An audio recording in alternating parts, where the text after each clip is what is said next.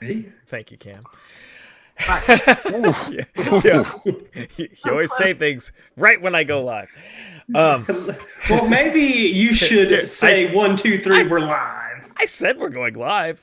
But then Anyway, you give me no context though. Thank you for joining our twat stream. Is that what? Twat. No, not twat. Twatch. I believe there's a service fee required for that particular service. Well, regardless, here we are to play D&D until we fall asleep. Which will probably be like in what 30 minutes. No. You stay awake, Stephanie. Anyway, so Let's call out the new girl. we have yeah. Screw We have- them.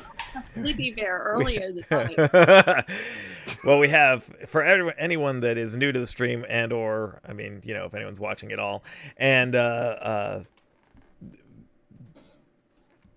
just to say who everyone is, we have Cameron playing Tarek, our cleric, and that That's rhymes. me. I bet you didn't realize that.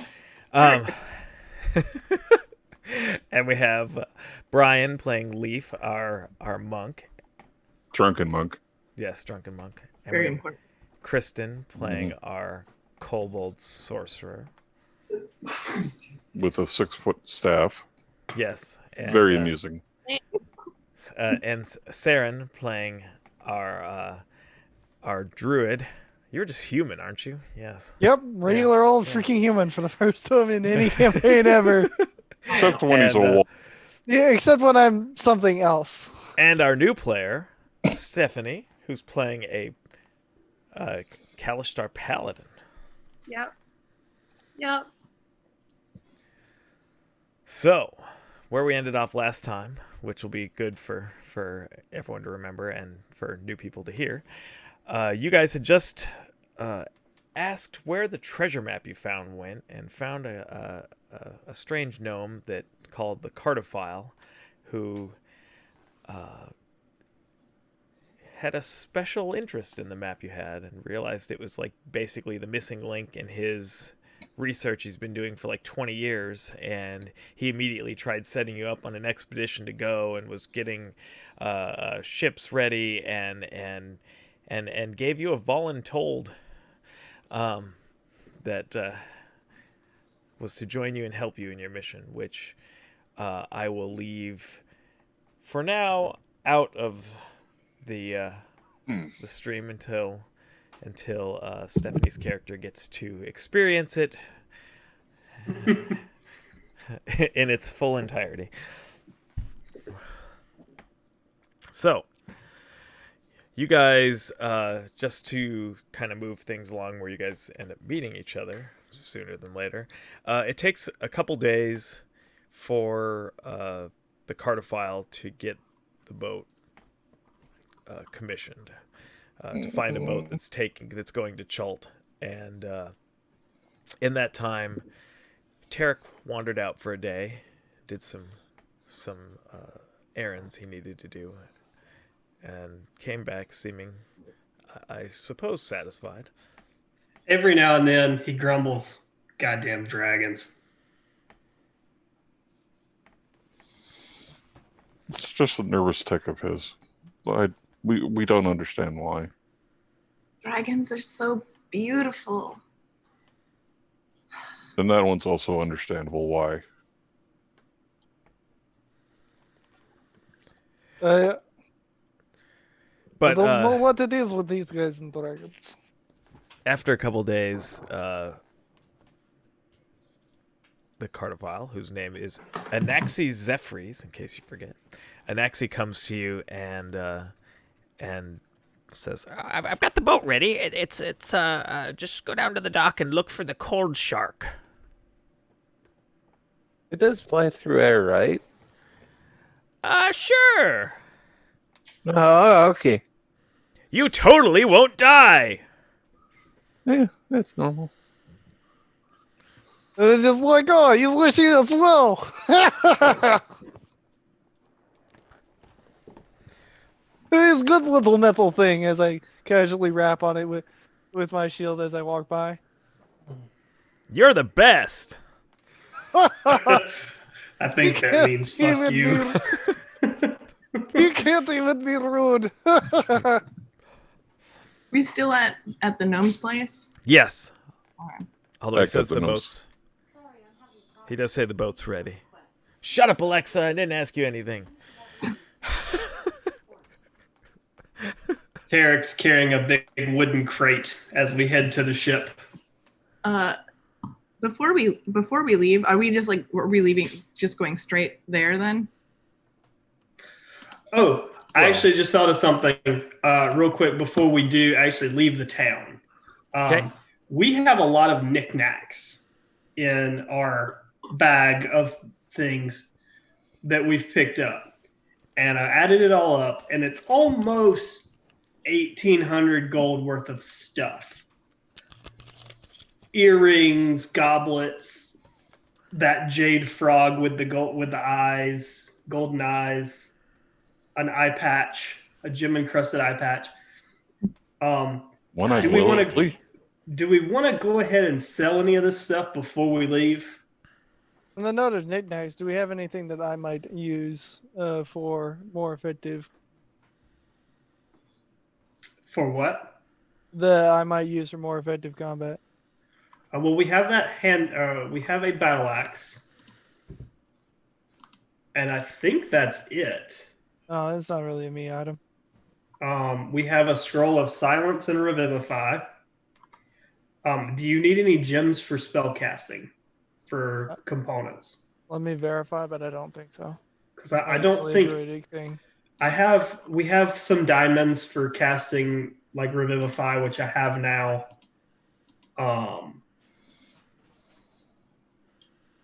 But I don't know if we need any of this other stuff or not. Yeah, no, it doesn't look like I have anything that actually requires a listed component, and I use a focus, so Yeah. we're good. So if you guys are good, we can just sell this stuff. Yeah. Okay. Unless Leaf, do you want the eye patch? Why would I want the eye patch? One. Just to show Wow. off. Well, my Okay. eye is kind of funky, but Okay. Well, at some point then, I guess maybe on the way there, we'll find just a junk store to pawn this stuff off.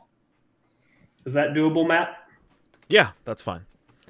I mean, well, you had 2 days for him to get. So, I mean, you could have done it in that 2 days period of time too. Okay. While you were waiting for the ship to be ready, so it's fine. Do I need to roll anything for selling? Nah, I just sell them at their market value because the Cartophile set you up with a vendor that would buy the stuff that he's friends with, so Okay. you didn't have to worry about it. All right. Well, that'll clear out our inventory for the next adventure. I am going to keep. There's a cask of dwarven brandy that's worth 20 glasses of brandy. I'm going to keep that for us. I mean, That's fair. you think it is 20. split with me, I think that's Now it's 20 3/4. I mean, wait. She's So peeing in it. that 20 puts our party value at 2,500 and change. Okay. um, So, do you guys make your way down to the docks? before we go, can I cast a minor illusion inside of the gnome's house? Sure. Yes. I want to Yes. cast a minor illusion of a couple goats eating all of his maps. Can I do that? Sure. I mean, keep in mind that this is a gnome. What's your DC? What is my DC? What is my DC? Where is that? At the top of your spell page, it says save Charisma DC. bonus plus There it is, proficiency yeah, bonus plus 14. 10. You're right. Good luck. Trying to cast in a gnome isn't going to work all that well. I mean, You never know. Ha ha ha! Nice try. A good joke.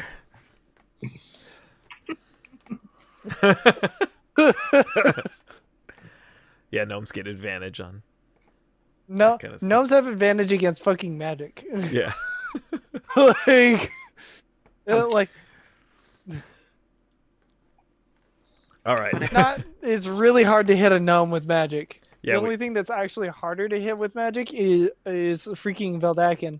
we found out last stream that a very amusing reaction of Kristen's character to gnomes. She doesn't like them. Mhm. The whole time She's antinomish. she's just like, this fucking guy the whole time. All right, moving on. So All right, so you guys start heading down towards the docks with the giant metal coffin clanking behind you down the street.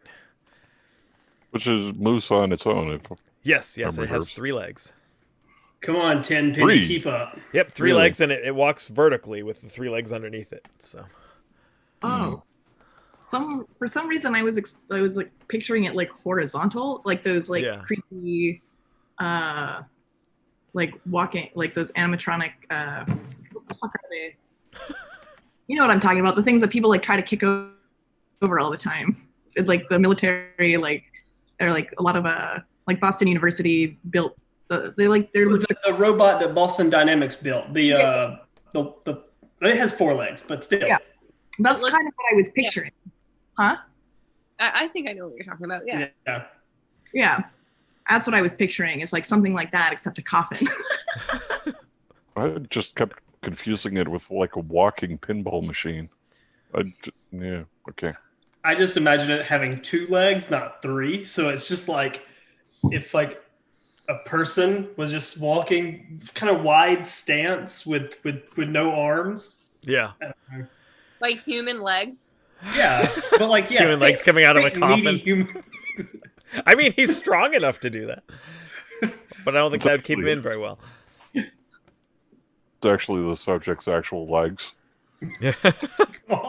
pale, pasty vampire legs sticking out the bottom of It's it. smoking in the sunlight. I love walking. I'm getting a suntan.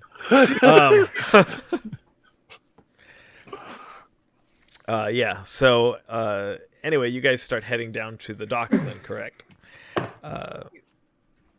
Not very willingly, no. Is somebody pushing Leaf? He's like, trailing behind, well behind. I'm just like, come here, buddy. Uh, Come Yeah. on, come on, as I'm reaching down Do- to kind of casual him forward. do we have to get on the boat? Yes, we. Really? Don't worry, I get you later. Does It'll be the, fine. does the boat have to go on water? No, it goes on air. It'll be great. It'll be a good time. No, but the gnome said it doesn't. Um, The He's park- just kidding. Come on, let's go. Yeah, he was kind of funny looking. You totally won't drown. See, even he thinks so. Oh, okay, if the box says so. Can you at least swim, Leaf? Well, I mean, Don't if worry. worst comes to worst, can you swim? Don't worry, I can swim. Yeah. Well, don't worry then. You're doing better than me. And then he Oh, keeps no. on walking. You make your way down to the dock, and it doesn't take you long to find the large sailing ship. Large sailing ship that you find. It's a 100-foot long vessel that has 3 masts. It's a massive ship, and it's painted kind of like a bluish color that almost like is like sky colored almost. And you see that the figurehead on the front of the ship has a shark that is like bursting out of ice. That's really cool. It's because it's a cold shark. Of course it's going to be cool. Mm. And you see a bunch of crew like making ready. You see them; they're running around, they're crawling all over the masts, and bringing supplies aboard, and you see that what you assume is a first mate barking orders to them and motivating them, and she is an Aasimar, and she's got like half her head like shaved, and she seems to be keeping them on task. And on the gangplank, standing there greeting passengers, is a man that is well dressed. He looks like he's dressed like a captain. He's got like he's holding like the tricorn hat and everything underneath his arm, and he's got a horribly scarred face. He's got this like just this nasty scar that comes down the inside of his eye, down his nose, and like splits his lip. And as you walk up, he's like, "Welcome to the Cold Shark. I am Captain Pretty Maps, because I'm pretty." Did you say Max? Maps. Pretty Maps. Pretty. You can Maps just call me and- Captain Maps. Were you born like that, or did you have an accident? Pirates. Were you one, or No, we were boarded, oh? and I survived. Does that happen often? Not if I can help it. I have a pretty fast ship. Well, you're still around, so it must be a good sign. I hope you stabbed whoever did so. These good times, good feelings. In any case, well, where should you have us? There are you have a few. Well, basically, you're in the actual guest quarters. There's I believe there's only 3 of them though on the ship, so you're gonna have to share. It's fine. There's only 3. They've got a big room that is for like dignitaries, and then 3 like guest quarters that are like have like a set of bunks each, and then the rest of the crew actually sleeps in like the hold with other passengers that they have on board on like cots. Well, I recognize you because Anaxi told me you'd be bringing the coffin. Yeah. You Where do have you want great him? friends. I hope you all have a safe trip. It's like, oh yeah, that reminds me. Get on boat. He gets on the boat. He goes, chunk, chunk, chunk, chunk, crawls up. So, actually, as your characters enter the boat, go ahead and describe them. All right. I guess I'll go first. I am a tall, very obviously northern-looking, slim-ish barbarian-looking guy. Just generally pale, blonde. Stand 6'5", and I weigh about 210 pounds. I'm rather skinny. There is a somewhat wild look about me, as I'm likely to kill, but that's also because I have dealt relatively little with people, though I'm not unfamiliar and cities do not make me uncomfortable. They just kind of shrug and move into the hold to stay out of the way of the sailors. Casually pushing the coffin in front of me. Yeah, and the coffin he's pushing is this large, crazy, like, it's like a super complex mechanical contraption with like a tripod of 3 legs walking this like big metal coffin that's hooked to it up the gangplank and onto the ship. And then go ahead and describe your other characters as you walk on. I'm definitely not walking next time. So. Tarek's about he's a little taller than Eric and a bit broader. He's almost 300 pounds. of half A orc. bit broader. Fairly small tusks. His don't really jut out very far. Big broad chin, stubble, facial hair. He's got a bandana that's kind of dirty looking that he keeps wrapped around his head. He's wearing chainmail armor with a blue tabard over it that's also a little torn up, and it's got an anvil and a little flame coming off of it, just like stitched into it. He's got a shield and a warhammer, and like I said, he's carrying this wooden crate under his arm. It kind of clanks as he moves. Well, I guess I'm next then because I know who's last. So I'm very small. I am 2 foot 3 inches and I weigh 24 pounds. Brass colored, gold eyes. No real armor. I have a sort of like a shabby cloak that I wear, and I sort of like walk a little bit hunched and like sort of like close to myself.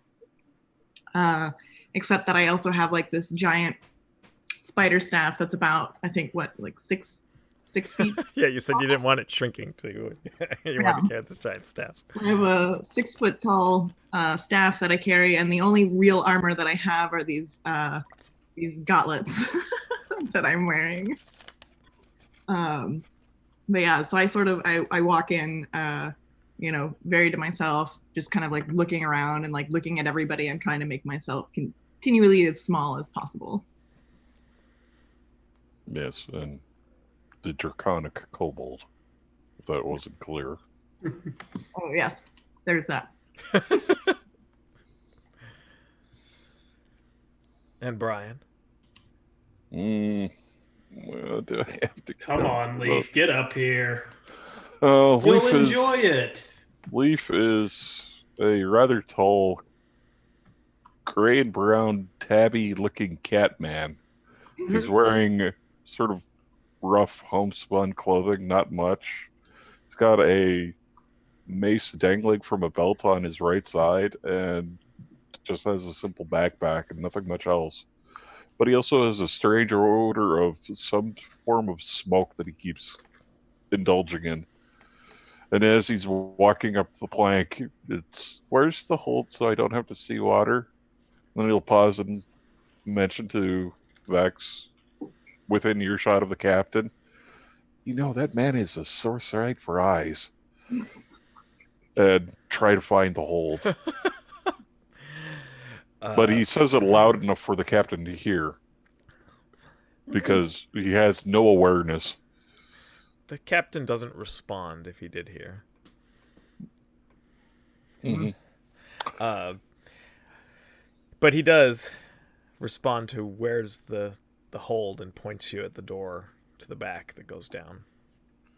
No, Leaf is going to make a Or beeline. actually, no, sorry. It's a stairway in the middle that he points you at. It's like a little hatch. Well, Leaf is going to make a beeline and go down the stairs and try to find a place to hide. You do see on this main deck there is a mangonel. Oh, what? Basically a big catapult that's bolted to the deck of the ship, right in the middle of the main deck, and on the front there's a ballista. Because these ships, keep in mind, D&D doesn't really, in most cases, doesn't have gunpowder, so there's not cannons. There's actually catapults and ballista on these ships. Yeah, real quick bit of D&D lore.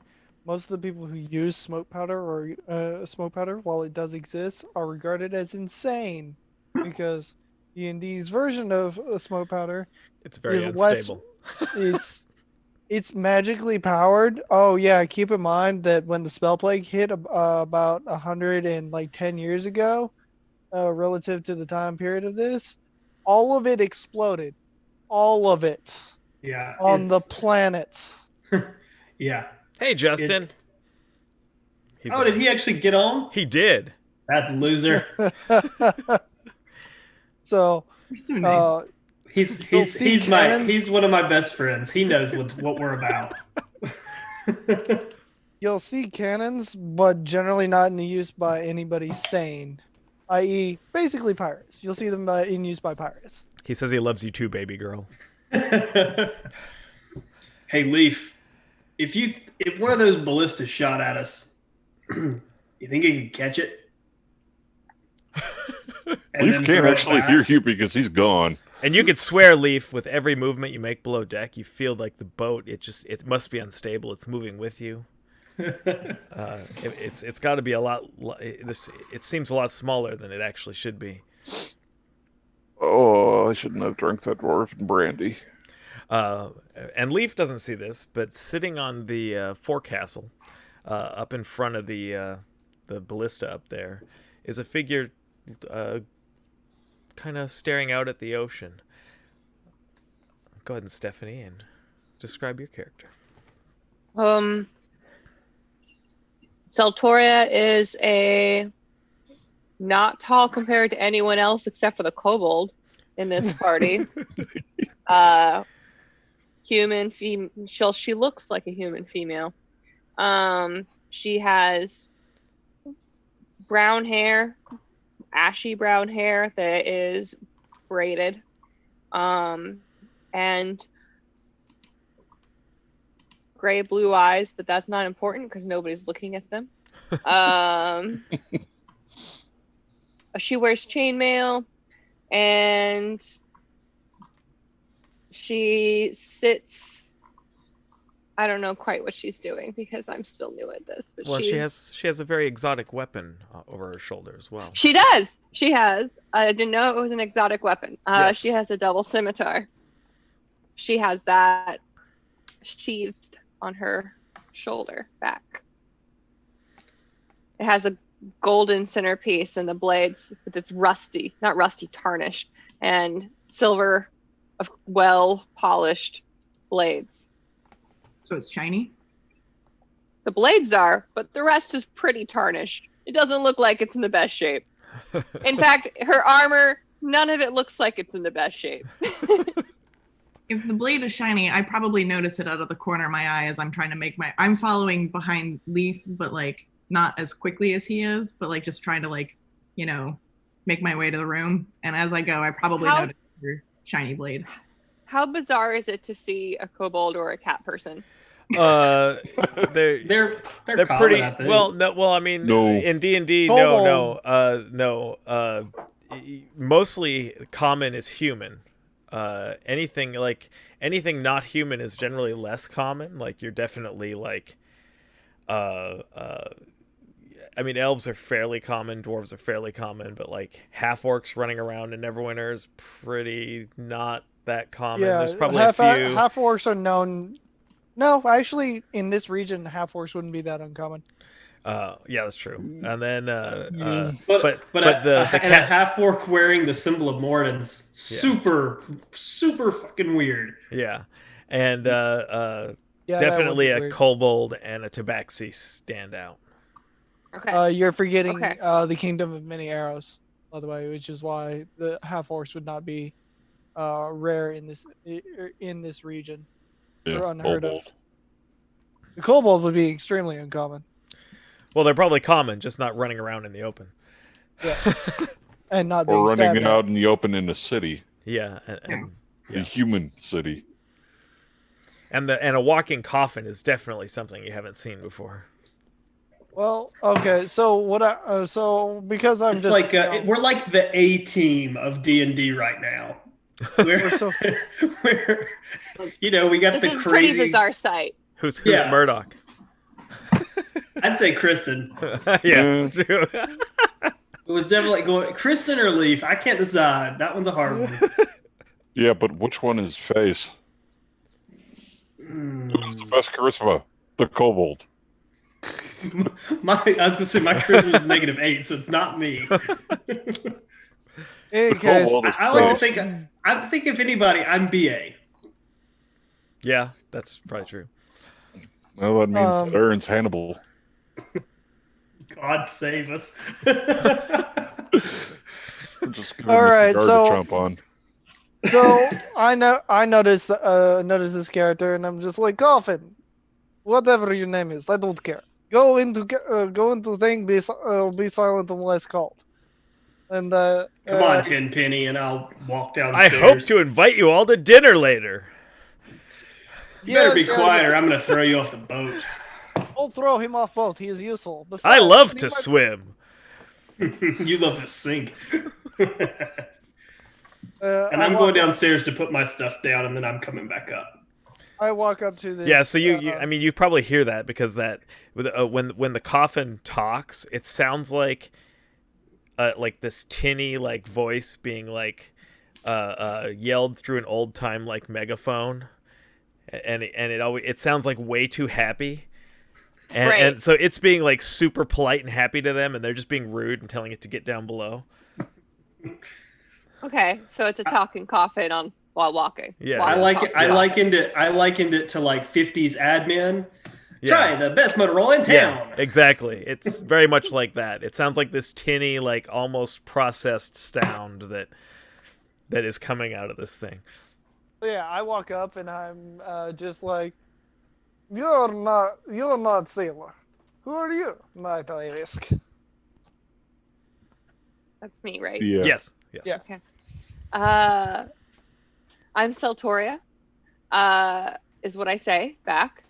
But I am not short, but confused. Clearly very, very confused. Not only at the strange sights, there was a lot of staring involved. Open staring. And currently she's not completely able to concentrate on the person talking to her. She is absolutely fascinated or intrigued by what's happening with all the weird people. Like I'm the one semi-normal person in here. Yeah, it's you're normal, so it's hard to At least until you wild shape. Yeah, at least until I do Oh. that. But she doesn't know about that. That'll come later. She doesn't Well- seem like she knows much of anything that's going on. She seems very clueless, and that's a fact. She's not from these parts, and it's a little obvious because she seems like a fish out of water. Seems perfect. Alright, well, just cool. I can barely pronounce that name. 'Cause I have short version. She looks at him and blinks. And that's about her only response. She's like, what? But she doesn't say what. I just kind of go, well, okay, good talk. I just kind of shrug and move up to the railing and look out. Look out to see. I'll walk downstairs with the tin mirror behind me and be like, all right, I don't think anybody else wants to bunk with you, so get in the damn room. I like you a lot too. Well, And he does. so basically I go in, I drop that crate down, take my bag off, throw it on the bed or whatever's there, and then I leave and close the door behind me.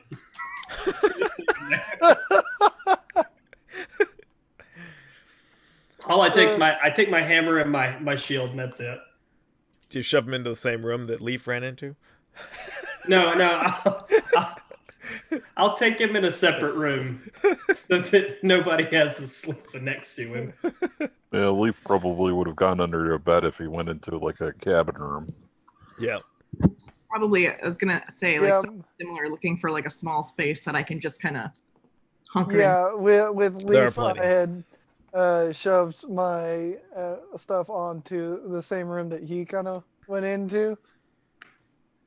And then that's when I had, gone up, and I'm just kind of casually leaning against the rail. So you already stashed your stuff. You didn't leave. You're still up there. Yeah, I'm just Cool. kind of leaning up against the rail, looking at looking out at sea and watching looking around, watching the things in general as they prepare to go to sea. Seltoria, you actually accidentally booked yourself the main cabin, so you actually have the largest room. Cool. Like Well, the- what are the random chance that I walked into the main room and hid? Uh. Nope. Nope. Okay. Um. Does But- that mean anything to me right now? For what? The main room. No, I'm not I mean, there. I I'm don't on know. deck. I don't think. Yeah. Right? No. Yeah. But you probably don't even know it's the largest room. Yeah. Yeah. That's probable. uh, When I But- come back up, I want to go talk to the captain for a second. okay. How far does that thing shoot? Which one did you point at? The big harpoon thing. We've been known to hit things near 500 feet away. It's difficult, though. That's still pretty impressive. Do you have plenty of ammo? I mean, Yes. this is going to be a long trip, and It's going to take 9 days. yeah, that's what I meant. But the real impressive feat is the mangonel. That can shoot 800 feet. That's pretty impressive. Now, But we have these. we are not a warship. We are a sailing ship. So let's hope we don't come across one of those. Well, that's what I was going to ask. How likely is it that anything we're going up against, if we do run into pirates or something, they're going to have just as much armaments or more? The pirates will have more. We have to outrun them. They usually come. I just have crew. I do not have soldiers. Pirates are kind of both.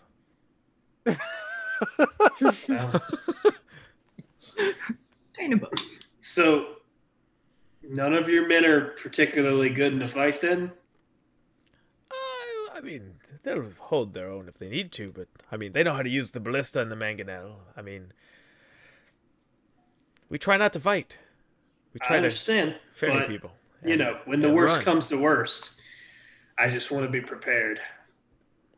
Well, you look like the adventuring type. Maybe you can fight. I'm pretty strong.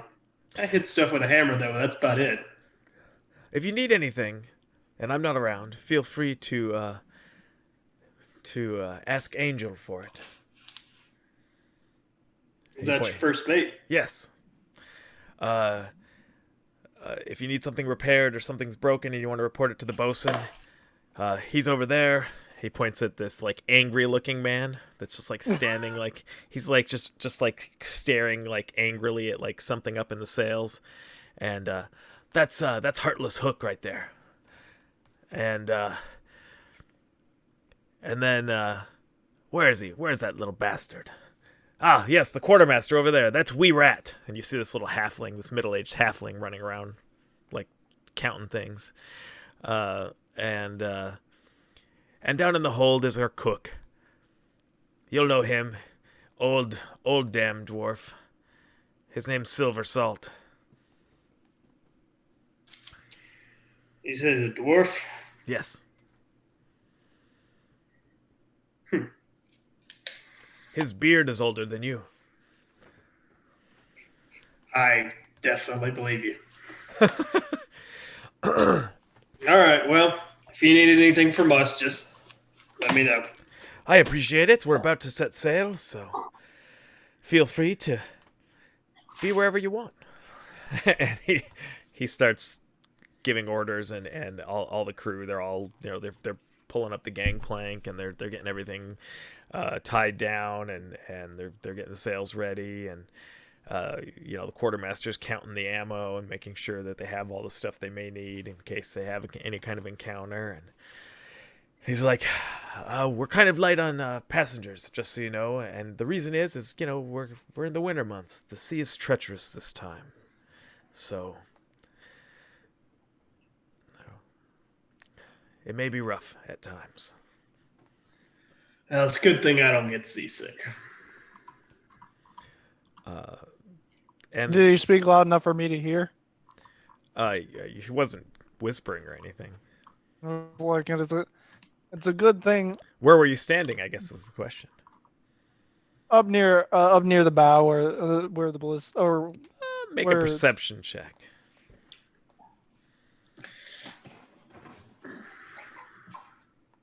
First roll of the 15 plus 7, yeah. 22. Yeah, you hear him just fine.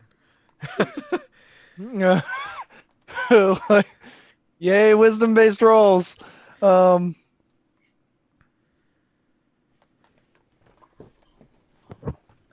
After talking to him, I'll head towards the front of the ship as well, just to hang out. Go over towards Eric and kind of nudge him a little bit and say, I like I that he's really- calling you Eric. I hope he keeps calling you Eric. "Is it Eric? Is it not Eric? Aaron. Aaron, Yeah. damn it! It's only been around like 2 episodes now. Aaron, sorry. I no, didn't call think him it- that. No, I think it's funny if Tarek calls him Eric. I nudge him on the shoulder and say, I really want to shoot that. Oh, it looks like it might be fun. What? You know, bet. I got a good idea. So, well, maybe not a good idea. Kobold might not appreciate. But, how Oh, long? God. Oh no. Not there. How so- far do we think that we can launch Kobold Friend from that, what did he call it again? The catapult looking thing? I don't know. I'm a blacksmith. I'm not. You know what I'm fucking- talking about, though. Yeah, that thing. How far do you think we could get? It's I only- don't know.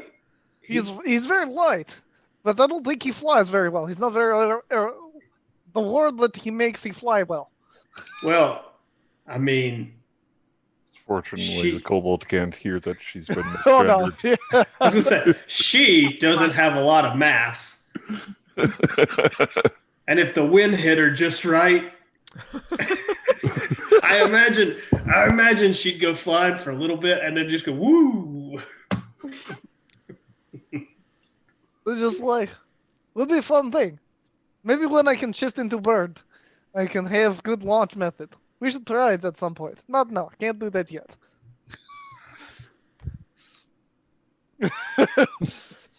Potential tactics. Like, And there's like, as you guys are speaking, the ship is starting to pull out of the harbor now. like we're just having this conversation in full view of this, chainmail wearing person just casually chatting. And Yeah. It's like, Is she still like, are you Stephanie, is your character still like watching us? She wasn't staring. Well, yeah, because you're a weirdo too, right? Yes. Yeah, Yes, I am. I'm Less just trying weird. to remember who's what. You're half orc, or is Yeah. that Lee? Yeah, Yeah. Okay, you're That's me. half orc. Sorry. Yeah, so probably a little bit of staring, but not like as openly. The half orc No, would it's just still like, be odd to you because you're not from this area. Yes. So, yeah. That's what I'm Yep. betting on. There is still some staring, but she's like trying to not be as obvious about it at this point because there's clearly like not openly walking through space and disappearing. She doesn't want to like draw too much attention to herself, but this is weird. It's clear to her that this is all very strange. This is her first time on a boat. So it's just I'm on a It's all boat, pretty weird. motherfucker. Justin said that you're a textbook definition of weird, by the way, Cam. You know what? fact. He's one to talk. He is one to talk. Anyways, I'm just like, but hey, if we have pirate, and if they can't swim, well, I was dealing with minor problem, fucking cultists. I may have acquired sea forms. I can swim. I can swim very well. So in case you fall overboard, don't test that. I mean, I can tread water. I'm not too worried about it though. Not the greatest swimmer, but I'm not gonna drown right away. right away. It'll take It's probably fine. But we got it. I got it covered if we do. At least for a little while. Only do it a certain number of times per day. I Alright. just gonna. But in any case, we have a good time. Yes. And I just kind of lean into the sea breeze and just like lean up against the rail. It is quite chilly. Not for me. Yeah. But it is because it's like late fall heading kind of towards winter, so out on the sea that it's definitely a chill breeze that the boat's going through, and the water is a little choppy. You feel like you can feel every single wave hitting the ship, Leaf. Well, seeing as Leaf is going to start drinking so that he can tune out the waves and have it in time so that he can walk around normal. Now, there you go. And he's also smoking catnip. And by the rules of the game, when you're intoxicated, you're immune to fear. So, so he's going to get a little bit less inhibited and start wandering around a little bit. And you might actually come on deck and wonder why the water's violet.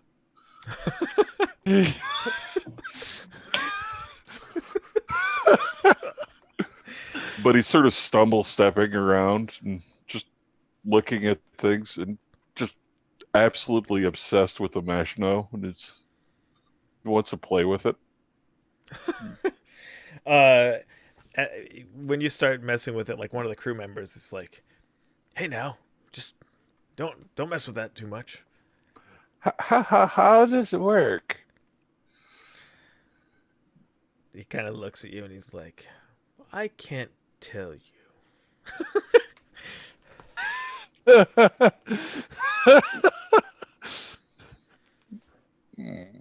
Well, why though? Defeated, he'll just walk away. Please teach him how to use it.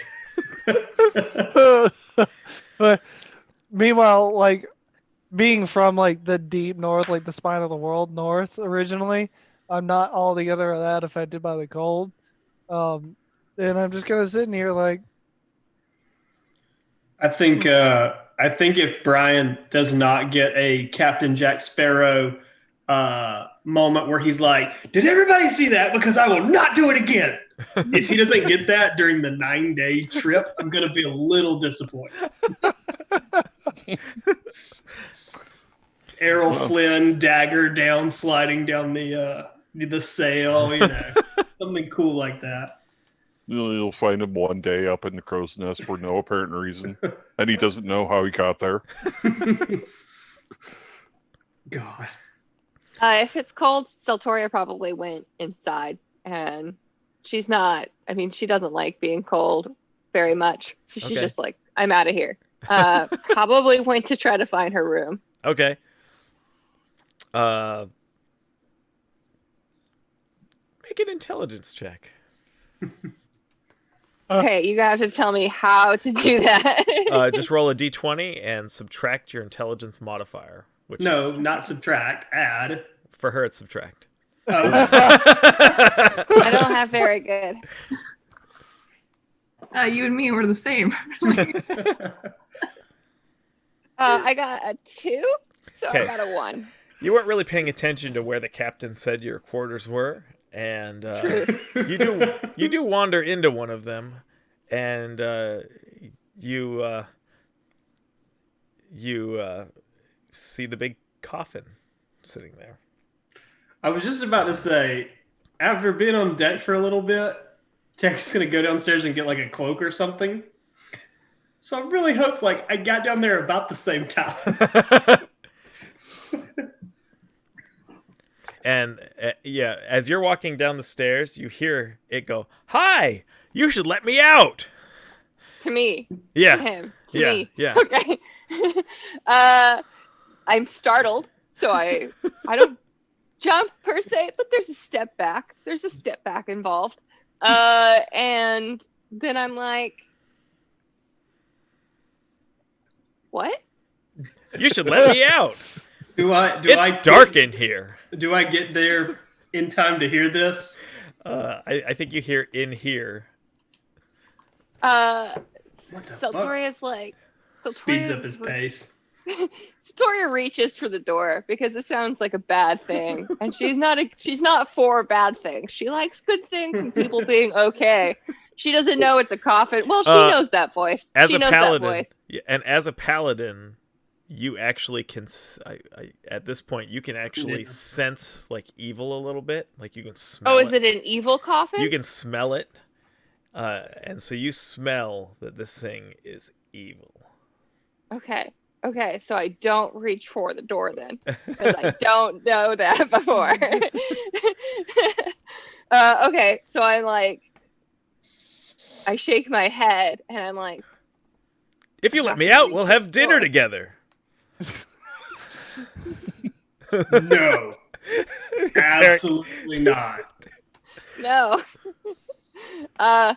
She's like, no. She doesn't say it loudly, but she's like, no. Tarek comes You're down. a wonderful human being. Shut up, Tenpenny. Thank you.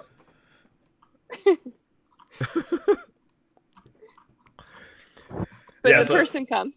Yeah, and at that point, Tarek shows up and he tells the tin can to shut up. Sorry. Okay.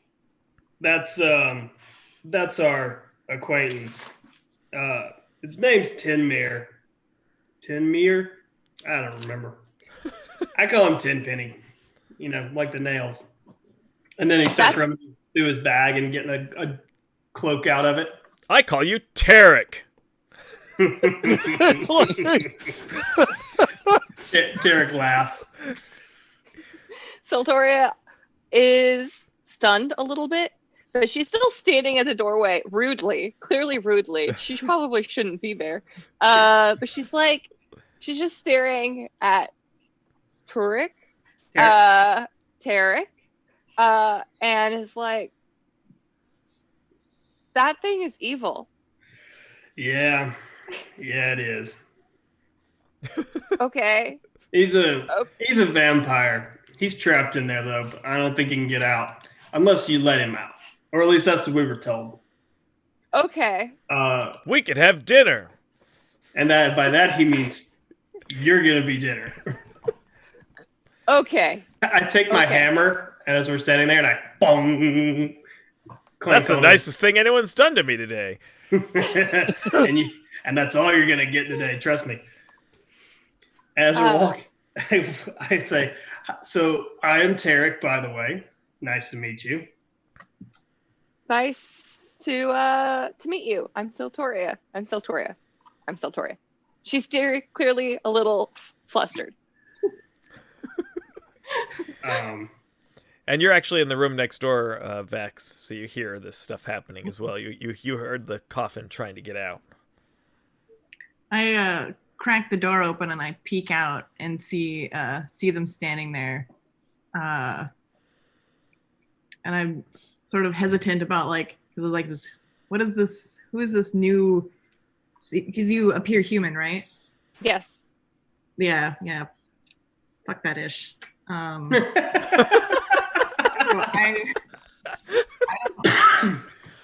really conflicted because it's like I kind of want to see what's going on with Tarek, but at the same time, like I don't know who this human person is, so I just kind of like stay with the door cracked open and I'm just kind of watching. I say to Saltoria, I was gonna go back up on deck, but do you want to go down to the mess hall and get something to eat? She pauses and she's like, I don't know why I keep saying she's like. I'm still so nervous. That's fine. She says, yeah, sure, we can do that, but in a way that's D&D and not modern. He tosses his cloak back on the bed and says, "That's good. I saw that weapon you're carrying. It's real unusual. I'm curious about it." This is. Go ahead.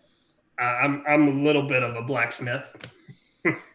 Oh, you could take a look at it if you want. It's from my temple. They just gave it to me. Well, this is what I trained on, but this is what they gave to me to train on. She seems quite jolly about it. She's very open with her information, despite at first being a little stunned.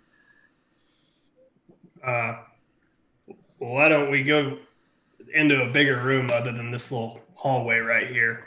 I don't really know how the ship's laid out. I assume it's kind of a hallway area. Stephanie, I sent you a Discord message really quick too. Oh,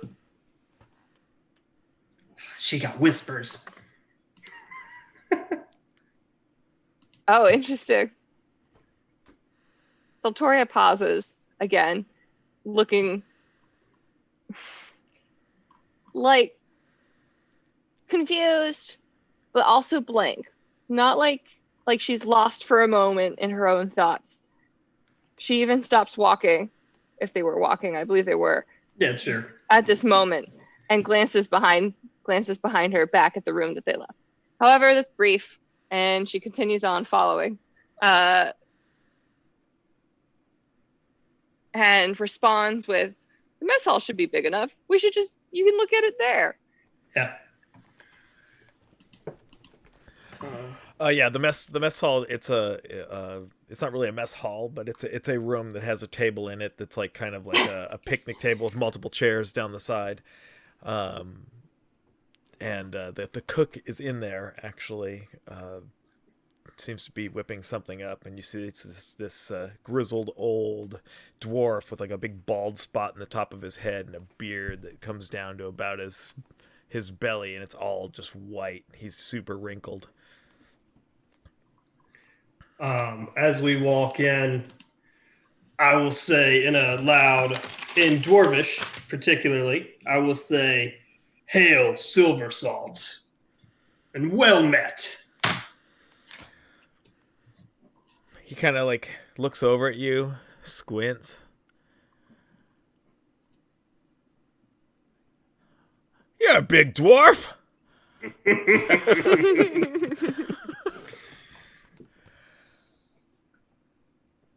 Oh, that's He's my like turn.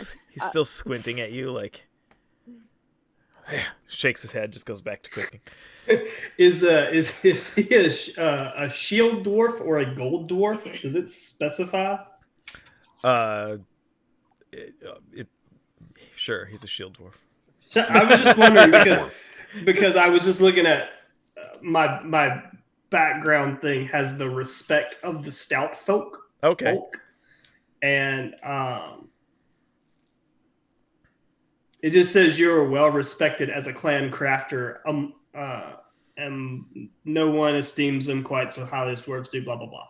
Okay. Anyway, I just wondered. Okay. He probably has been at sea quite a while and hasn't heard of you yet, or if he has, he doesn't know it's you. Yeah. Well, I imagine he wouldn't. But anyway, so once we come in, I'll say, do we help ourselves or what? Oh, over there. And he points at like this, like it looks like this pot of stew that's been cooking. You're not sure what all he made it out of, though. But dwarf cooking is the best cooking, and I'll look around for bowls, whatever they've got to eat out of, and I'll service up. It's a bunch of wooden bowls with like a big like almost like spoon spork like thing. Yeah, I'll service up two bowls of stew and set them down on the table and grab mugs, whatever's available, beer or water or whatever they have. Yeah, they have ale. And Nice. as we sit down, I'll say, "So, where do you hail from then?" Talking to Saltori. Give me a second. I have to look at my background because I can't remember. I want to say Lapland, and that's not it. Dalelands. Dalelands. I'm from the Dalelands. I'm from a little temple in a hamlet in the Dalelands. I don't know exactly where that is, but I've heard of it. Yeah, it's out there in the middle of nowhere. Yeah, that's kind of what Mirabar is like. It's up in the kind of the mountains. Oh yeah, that's where you're from. Well, I guess that's where I grew up. I don't really know where I was born or anything. Oh, me too. They don't. Well, you might not know. I don't know. Our parents don't really like to keep half breeds around, so you kind of get dumped wherever. I didn't know that, and that's really rude. So this sword you're carrying, you said that your temple trained you on it. Where did you train? It is in that little town that I grew up in. They took me in when I was young. I barely remember it, but early on, they kind of like just pulled me out of classes and told me that I should just train with it. So I took it up. It's like the only thing I'm good at, but that's okay. I really like it. I'm good with it. Tarek kind of peeks down the way they came, like back out of the room to see if Vex ended up following or not. I was gonna say, I was like, You see her peeking in the door. I like slowly slink out and just kind of see where you're going, because if you're heading to the ice, because I heard you were heading to the mess hall and it sounds like food. You do smell meat. Yeah. When I see her peeking around, I hold up the big mug. I pick up my pace a little bit. I'm pretty hungry and thirsty. So this of course makes Seltoria look at what he's holding up the mug to. She turns in her seat and looks, because that's what one does when something is coming up behind you. when she looks at me, I stop. And I just Full deer in the headlights. and I sort of like look to Tarek. Come on. I slowly continue Not gonna get you. forward. Well, at least I don't think so. Very skeptical, but I sit down at the table with you guys. Oh, that's nice. Vex, this is table. Seltori. Seltori, this is Vex. Hi. I've never met people like you before, I have to say.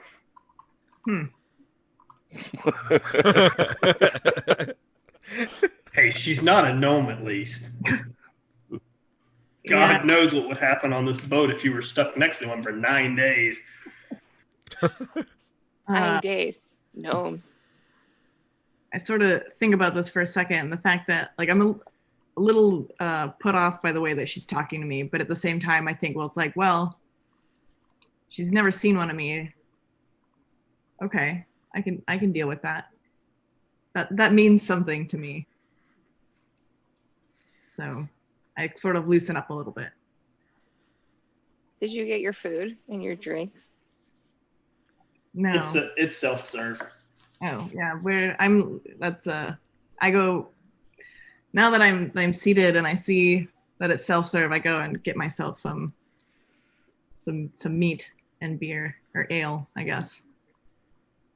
As you're dishing yourself up, the dwarf kind of looks at you and kind of starts for a second, and then realizes you're not attacking him and just like shakes his head like he's losing his mind and goes back to making. When he looks at me, I kind of like narrow my eyes as well. I just kind of like look and just like. I just Yeah, I just picture you like. I smell the food and I just kind I'm of wander doing down. essentially just grabbing.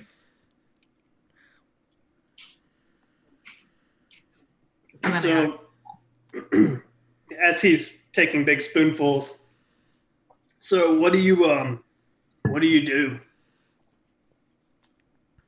Seltori.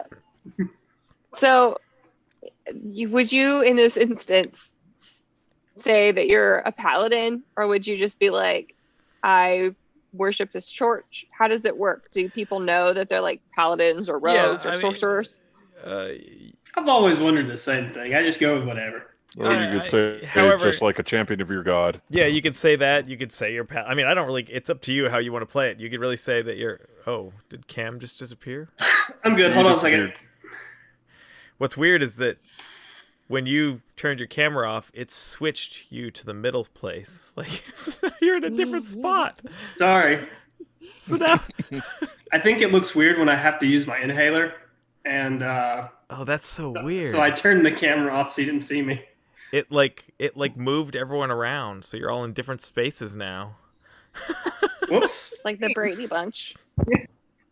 Dude. That Matt, give Well, me a come high Aaron. five, Matt. that is weird. On No, my you're screen, down, you're next to Kristen. You're down below me now. Oh, see, on my screen, I'm next to Matt.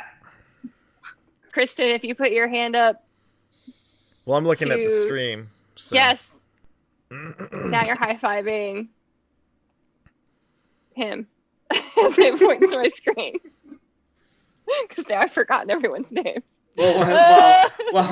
While Matt figures that out, I'm just moving the names around. Oh, All right, fine. Cameron. Okay, Yeah. it says on there in here. This is ridiculous. I've never seen that happen before. And we all blame Cam.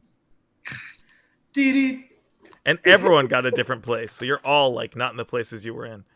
There, I put on my little tag on my screen, I put Cameron and then Tarek in parentheses. That's very kind. That's very kind. That helps.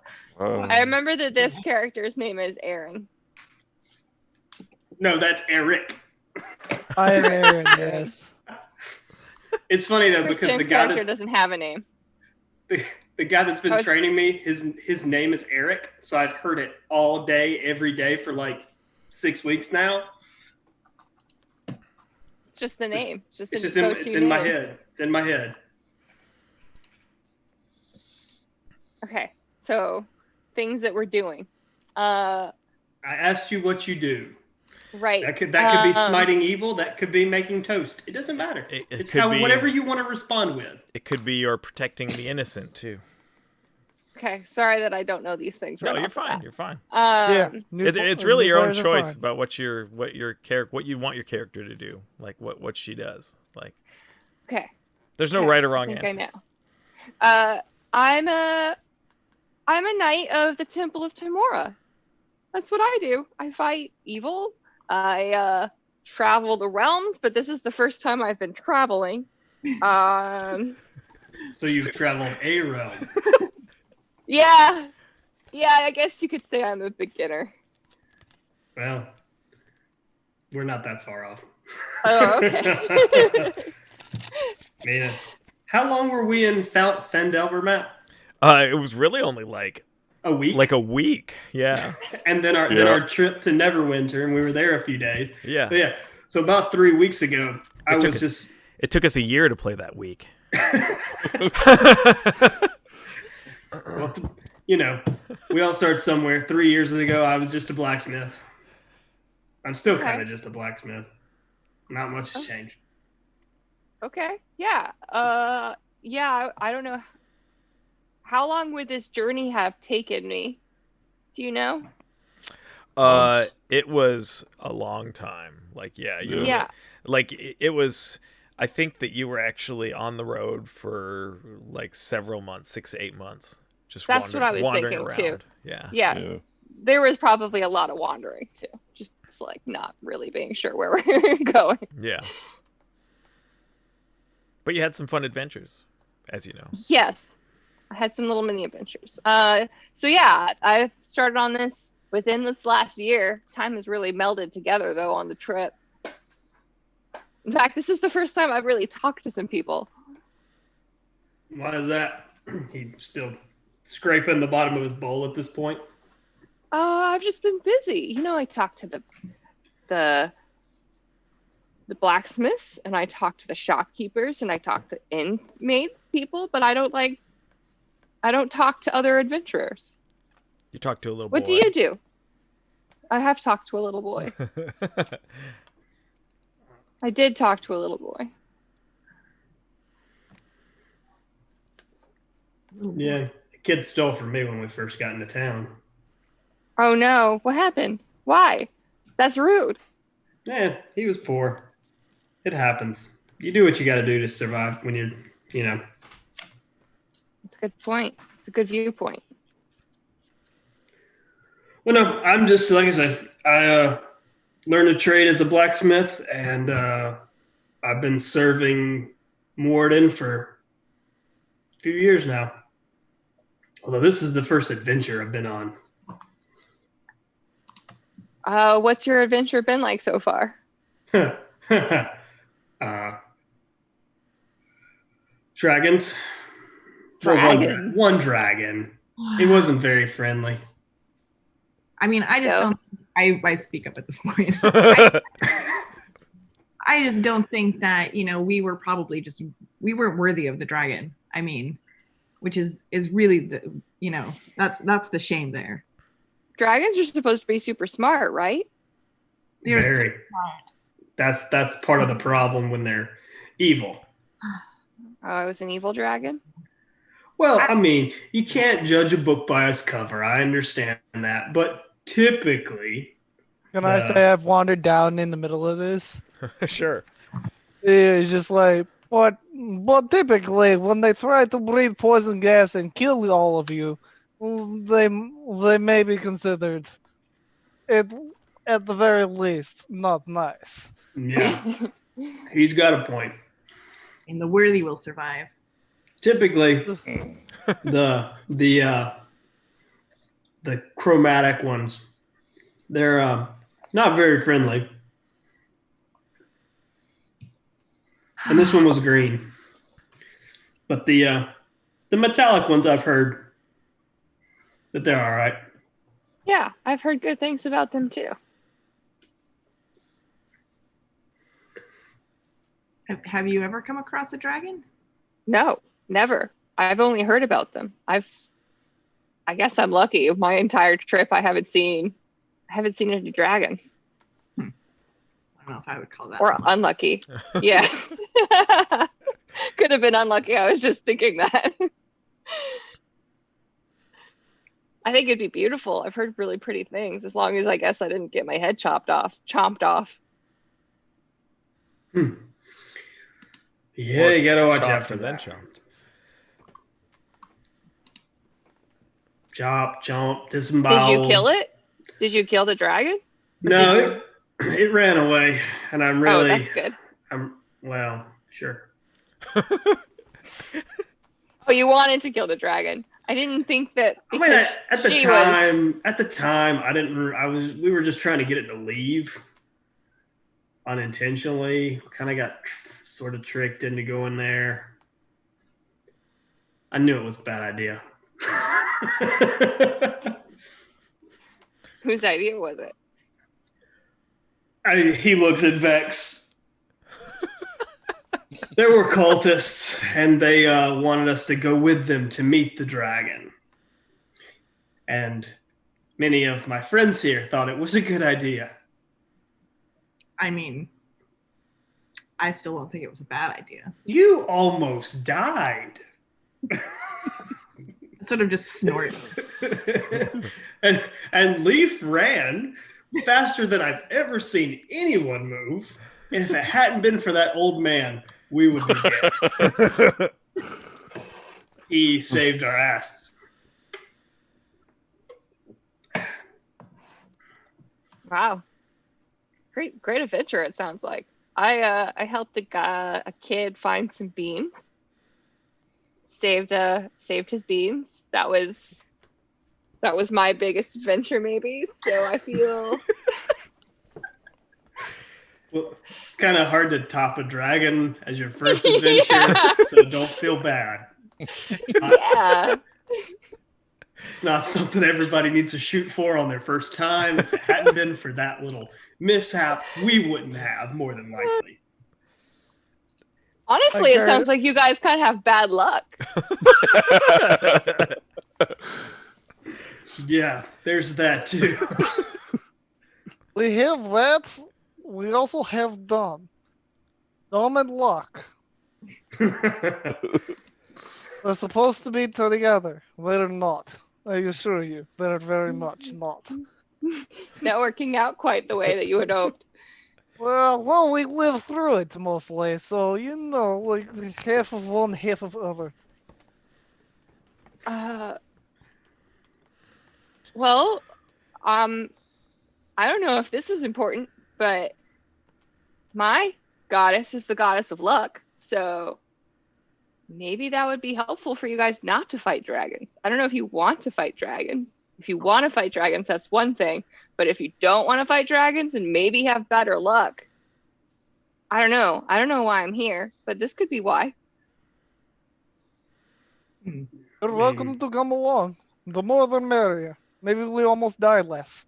I mean, I'm not one to look a gift horse in the mouth, to be honest. I'm not. Wait, Well, I yeah, can turn into we- a horse. Please Here, don't. look, we'll help us befriend a dragon. Yeah, Okay. I smirk because I know full well that that he doesn't want me to turn into a horse, but he's kind of an ass. Well, we got a few days, so maybe if we'll see. Yeah, about at this time, Leaf is going to walk into the mess hall and just, it's really cold up there. Yeah, that's why we came down here, buddy. Ah, Why don't you grab a bowl of stew and sit down? okay. Neil wander over, grab some. Are his eyes, is his pupils Yeah. like this right now? Like, Yeah. Mostly. He's like that cute cat meme, where it's like, or like Puss in Boots from yeah, Shrek. exactly. My eyes are too big. I can't do that. And just as Leaf is starting to scoop up his stew, you hear some kind of commotion happening above deck. I didn't do it. Mm, Well, he stands up, takes a swig of his drink, and picks up his shield and his hammer. Let's go see what's going on. Leaf will just scoop up and then walk. next Just to- eating along the way. I'm just gonna head up. Okay, here we go again. You can tell the captain that it's okay if I'm up on board and take a look at the ballista, right? Oh, I'll ask if you can look at it. Okay, great. They were a bit touchy. It's got this nice stringing on it, and it just plays a nice tune. Terry just laughs. So you guys, What he's imagining Leaf like accidentally shooting it and like hitting somebody just a little bit. That's kind of what he's imagining. Probably himself. You How know, that works, I don't know. I was gonna say, how could you shoot yourself? The thing only goes one direction, but that's one of those moments where you're like, and how did he manage to do that? it actually doesn't just go in one direction; it pivots. You can shoot. Well, I meant like if you're on the Yeah, end yeah. and controls it, Maybe he shot pointy himself. end goes that direction. No, I mean like he shot himself. Like. Shot. Yes, he shot himself. Yeah. Launch this damn thing off. Anyway, as you guys head above deck, you see that all the crew is like scrambling and they're like pulling sails and the captain's like seems to be like has this like look of concern on his face and he's like turning the wheel up there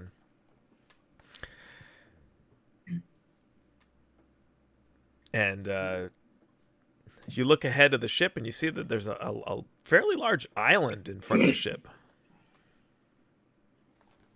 Are we steering to avoid the island? Are we there already? I thought this was supposed to be a 9-day trip. You say that, and as you're saying that, like Angel's walking by, and she's like, "Yeah, that land's not supposed to be there," and she starts barking orders at the crew. What do you mean it's not supposed to be there? It's just land that magically appeared. Oh no. Like you just hear both of us simultaneously groan like, "Oh, this bodes well." Oh, please don't tell me that's what I think it is. My What? hallucinations have become real. How light is it outside right now? It's you've been going a good portion of the day, so it's kind of getting towards dusk. I'll move up to the bow of the ship as far as I can go. It is I mean, like when I say it's an island, I mean it is like a full-on island with like mountains and trees, and it's about like it looks like it's several miles across. Well, hopefully that's not what I thought it was at first. What did you think it was? Well, I kind of thought it might have been a dragon turtle. But That would be bad. I'd never seen one that big. Never even heard of that even being a thing. What are the odds? I don't want to put a number on it because then I'll be wrong. We've got the goddess of luck on our side now, right? So I mean, Ooh. Right. FX? What happened Right? to Aaron? I don't know. What? Aaron looks a little different. Why is he a she and wearing chainmail? Oh. Mm. That, No, Then no, he'll no. turn to No, see no, her no. and it's Don't tell him. Don't tell him.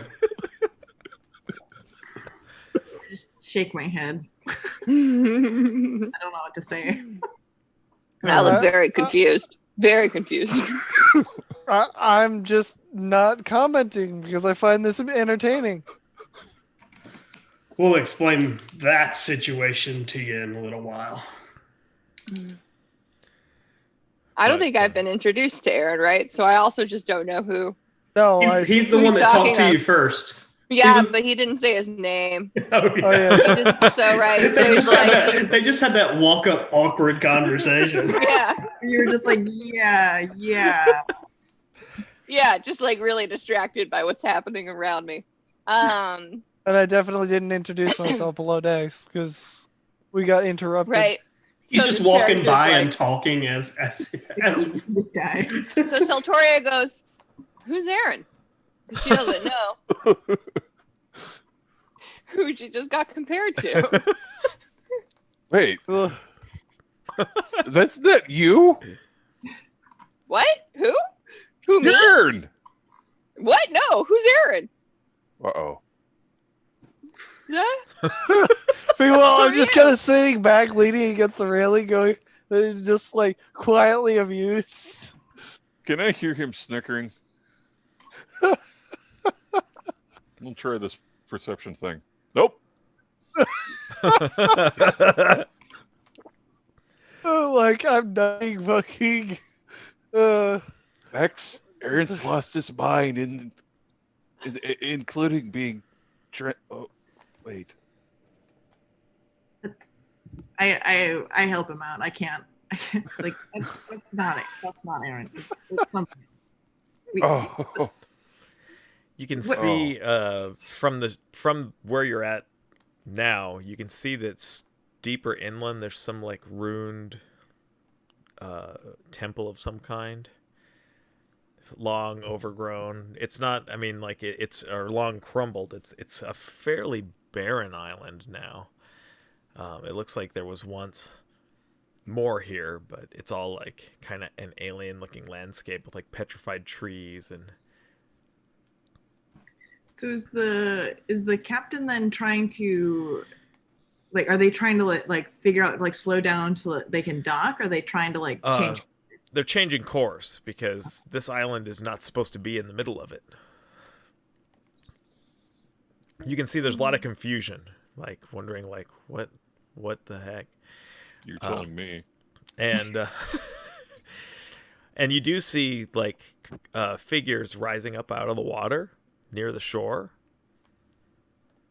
What And kind of figures? they look like fish people. Like they look like humanoid, not really humanoid. They look like fish, but they're standing up and they're kind of like Like they're waving you in. Interesting. I'm a little intrigued. This seems fine. Captain, you got a rowboat? Yeah, we have 4 of them. Are you wanting to go ashore and check things out? This is a very mean- strange occurrence. I've done this route many times, and this island has never been here. And I assure you, we're on course, and I know what I'm doing. I mean, You're look all at the gonna army. die! No. He actually says, you're all gonna live. But you know what he meant. Yeah. Tenpenny. On that note, maybe maybe Tin Can knows something about this. But yes, I agree. Let's get ready to go. Yeah, let's go. Let's check it out. I mean, what else do we have to do?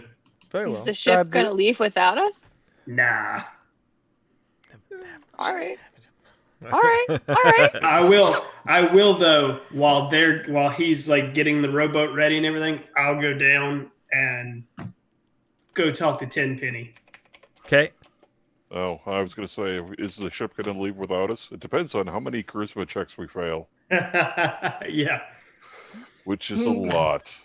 I mean, speak for yourselves. Yeah, I've got good charisma too. So I'll go downstairs and I'll ask him, so, do you know where we are?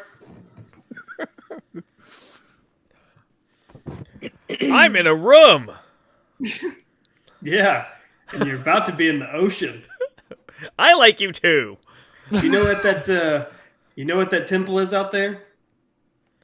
A place that's good! I have What about the- honestly no idea where I'm at. That might actually be the only truthful thing you've said or been able to say. He is, bound to do what you want, so he had to answer that properly. Have you ever heard of an island that doesn't appear or just appears kind of randomly? There are many such tales. How many of them in good? You'll be just fine. That's what I thought you'd say. So I grab my bag and then slam him with my hammer one more time before I leave. For good luck. Have a good journey. I'm already gone. Yeah. He's excited. He's taking 2 stairs at a time. Yeah, I mean these people you see, like the ones that are up on shore, like some of them have like what looks like almost like furry seals that are their pets. Aw. But they look like they're not really bipedal because they have 4 fins they're walking on. But they have arms as well, so they have 4 fins holding up their body vertically, and then they have arms that have like these fins sticking off the sides of them. They're like human style arms with fins sticking off of them? Yeah. Cool. And then So the they're like feet, if but a- the feet if are a like mer- webbed feet times 4. So it's got like 2 feet facing forward and 2 feet facing backward, kind Okay. of. And So they're- but are the they- backward feet almost look like a tail instead of feet. I Like was it gonna looks say, like are 2 they kind of tails. like mermaids, but like if a mermaid was sitting up on its tail on land? Except for the fact that they look like catfish. They got the catfish whiskers and and they're standing there looking at you like with these like kind of like just dark black orbs for eyes. Ooh, all right. That doesn't sound good. Before we leave, I go over to the captain and get close, and I say, I bet you 5 gold they want to eat us. I'm not going to take that bet, and you're going over there yourself. So, All right, well, but I do wish you the best of luck. I would hate to lose some people on one of my journeys. if you lose us, you can always just go back. But we have supplies as well, so All right, well, Cam, the reason that he didn't take you up on that bet is that he wouldn't come back pay it. Pay it. Yeah. Anyway, All right. Well, I'm ready to go. Mm.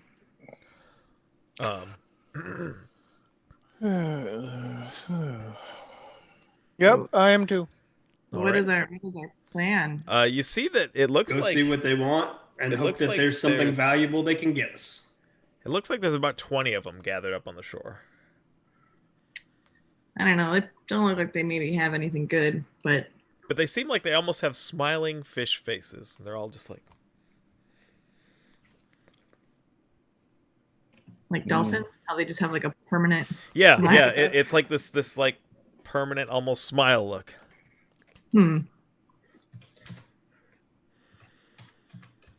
By any chance, do I recognize what species these things are? I guess make a history check. It could go well, or it could not. There's raw dice. 18? You've heard of a race of fish folk that live on the islands and in the waters near shorelines out in the oceans,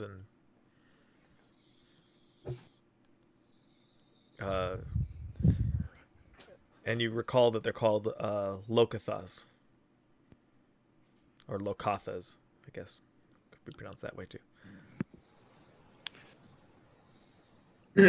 So I go, they might want to eat us. But hey, They probably want to eat us or feed us to a god. that will be fine. They have temple. We can loot.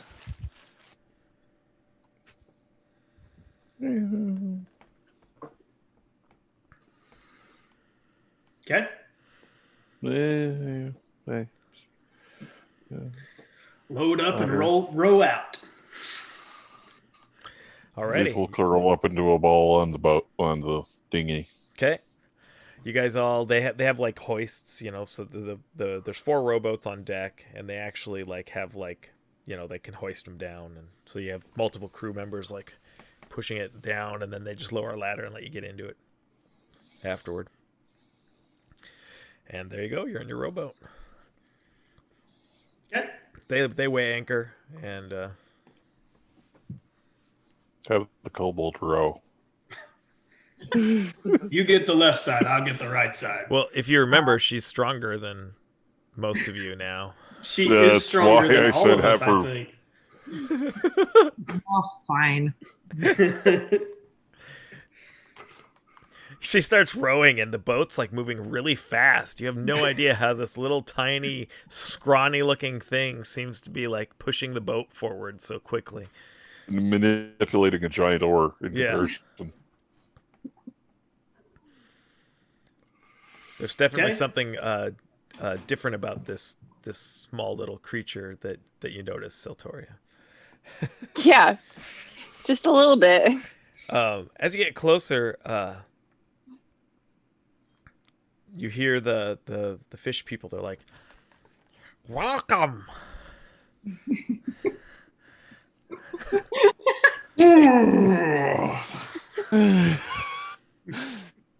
And they are speaking common.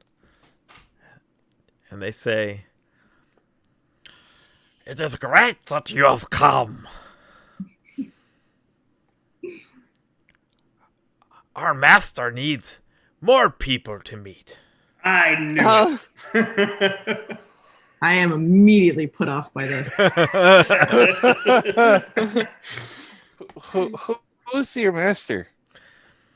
Oh, he's really good. Really? I just, when Matt's talking with this accent, I just think of Igor, like from the, yes, master, yes.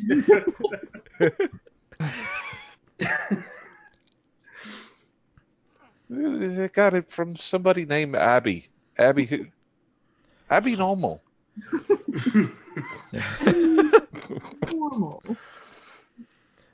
Young Frankenstein. Anyway. Where is your master? Isn't he? Couldn't he Oh, come right down to over see us? there. Wait, And he points Leaf will over look- at like this like kind of inlet in the island that they have all these like little shrines set up to. Oh. Don't get a lot of people around here too much. No. Is it the smell? Hmm? Bet you it's the smell. Kind of like looks at you funny in this non-blinking way. I lean over and whisper to Vex, do you think Leaf's gonna try to eat one of them? Yeah. Do what? He said, God, I hope so.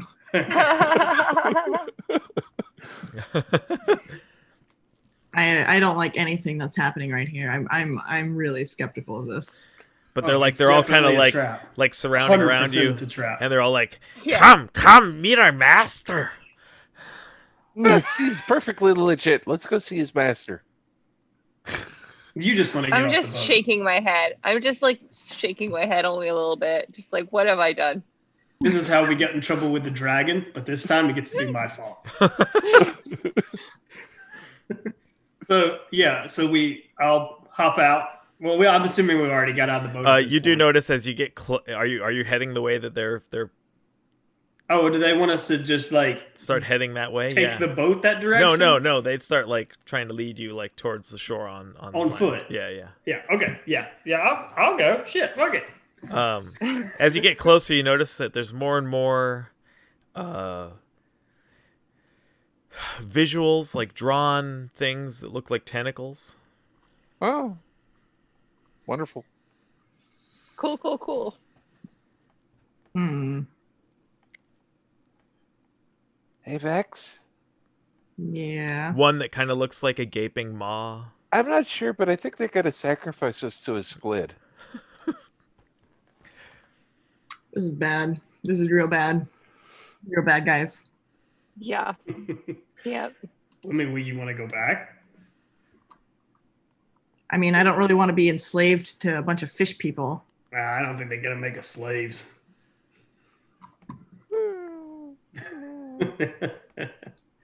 Mm. I just pull everything of myself in tighter. I just kind of shrug and go, okay. Well, okay. I'm tense, but I'm going along with it. You start getting closer. Do I recognize any of these markings or symbols or anything like that? No. Cool. Mhm. As you get closer, they kind of like they all start chanting.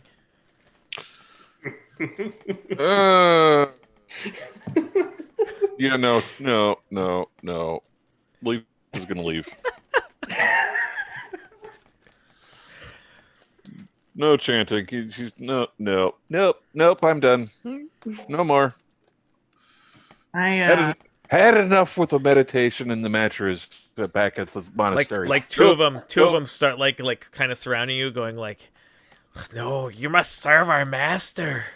Wait, you said meat, not serve. Meet our master." Sorry, nope. Bye. We're going back. I'm going back. Bye. I'm trying to follow Leaf here. I want nothing to do with this. Nope.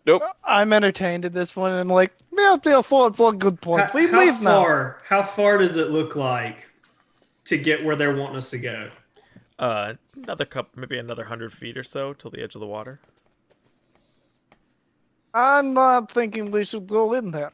Let's not. Let's go the other way. I'm done with Island already. Yeah. Okay. I'm trying to find. I don't really want to get eaten either, but it was interesting.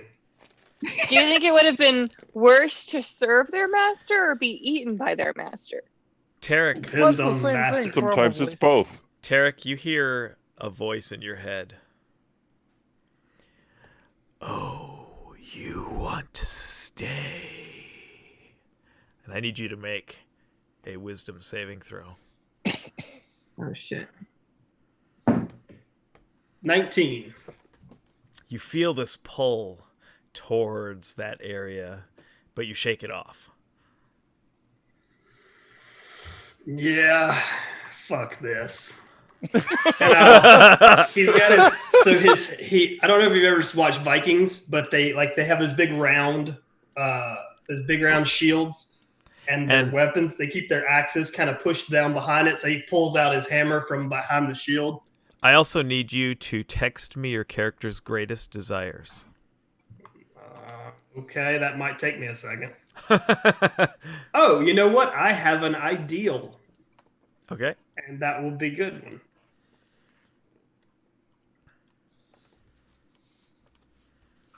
Is this just Cam? Yeah, for now. What do you guys do? How far away are you guys right now? As soon as Leaf turned back, I would have stopped. So you said about 100 feet away? Yeah. Yep. You see some roiling in the water, and you see something large starting to surface. Some green form of some kind.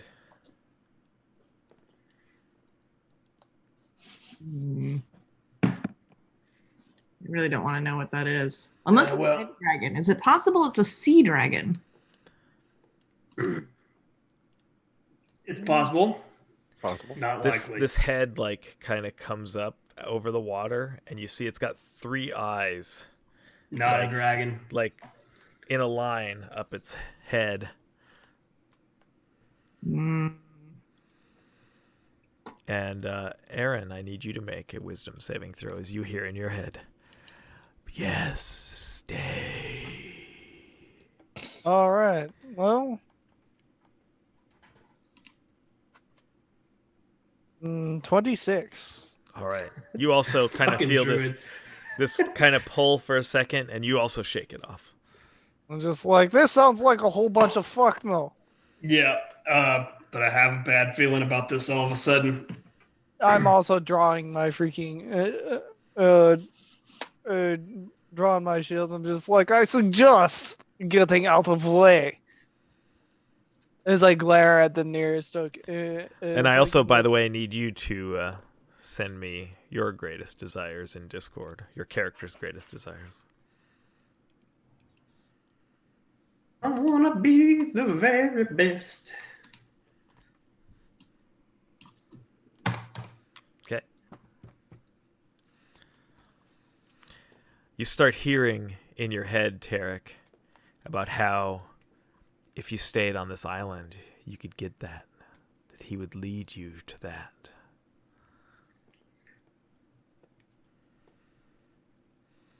He looks around for a second. In his head, he thinks, I'm not fucking stupid. Who would I sell stuff to out here? There's no people here to buy my stuff. Well, you could sell some of your metal figurines for a few clams. You see, like all the Locathas around you all being very like excitable, like they're all like they start chanting some like name over and over again. You can't quite understand. It's in like another Dagon. language. Dagon. Sure, we'll say it's Dagon. All right, I'm tired of this shit. So I go to move past one of them. To leave? Yeah. Okay. They start kind of like getting more agitated. Like they start looking like they might start following you. A couple of them are armed with like these kind of nasty looking crossbows. And they look like they're like, no, you must serve the master.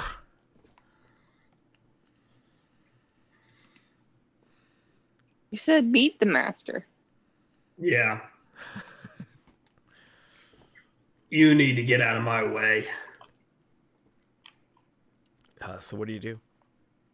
I'm heading back to the boat, You and do I'll see. I'll walk right through one of them if I have to make a point. You do see the thing in the water kind of like dips below the surface, but you see it's starting to like make its way out of the inlet. Mm-hmm.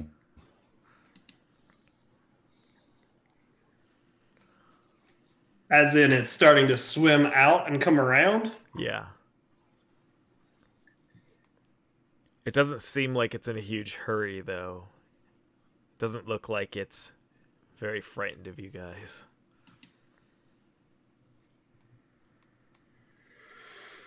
We got to make a decision right now. Because if we get back in that little rowboat and it gets a hold of us, it's going to rip that thing to pieces. I'm all right with starting punching. I mean, I say this in Dwarfish, by the way, so. can't we just like run inland and like burrow in a hole? You're going to stay here on a potentially moving island the rest of your life with fish people? When you say it like that, it's pretty shitty, isn't it? Yeah, but I don't really want to die either. Then let's not die. The fish people start like kind of swimming towards your boat. Hey, Hey now, what are they leave doing? the boat alone. Is somebody on the boat like keeping an eye on what's going on? You guys took it in to shore. I meant on the Oh. on the Yeah, on yeah. the ship. That you hear the captain kind of yell from the ship. I think it's best we be going now. What? You see him with like his, his spyglass, and yeah, they're all like, Yep, let's go. And I'll Get to the boat. Get to the boat. book it. okay. One of the larger Locathas seems to be holding on to your boat. When I get over to it. Yep. Is everybody else there with me? Yep. Yeah. Please, with Yep. Yeah. How big is he compared to me? He's about your size. I hold up my hammer. I say, you need to move. The master will not be happy. You must stay. I hit him. Okay. Okay. I was gonna say maybe can I have a suggestion and like suggest that he wants to let us go. I rolled an 18 to hit. Okay, that hits. Yeah, he's giving him a cognitive correction. That's 11 damage. Okay. He gets knocked back and then like swims away. And the other three that are holding the crossbows all point at you and fire. Okay.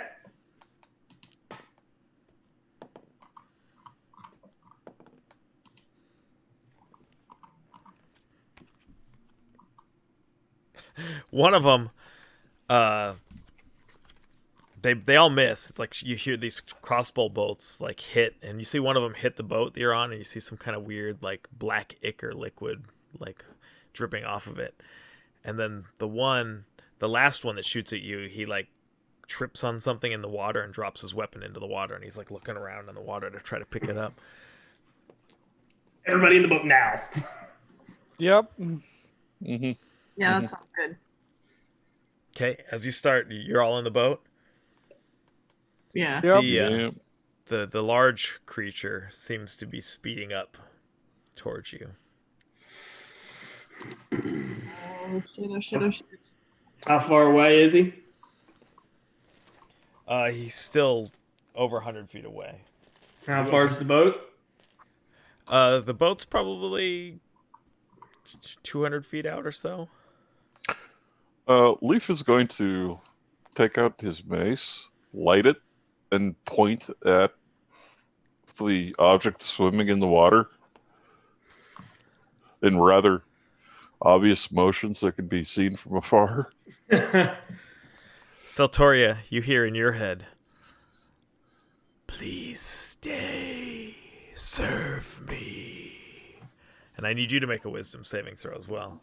which means just roll your d20 and add on your character sheet you have a wisdom save modifier. It should be pretty decent for you.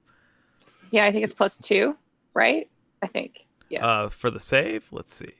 The saves I don't know. are Oh no, set. it's 12. I see. Yeah, I see it where your it is your here. wisdom save is +5. Oh, on it. where do you see that? I see it up it's here The now. saving throws. Yep. I figured it out. Okay.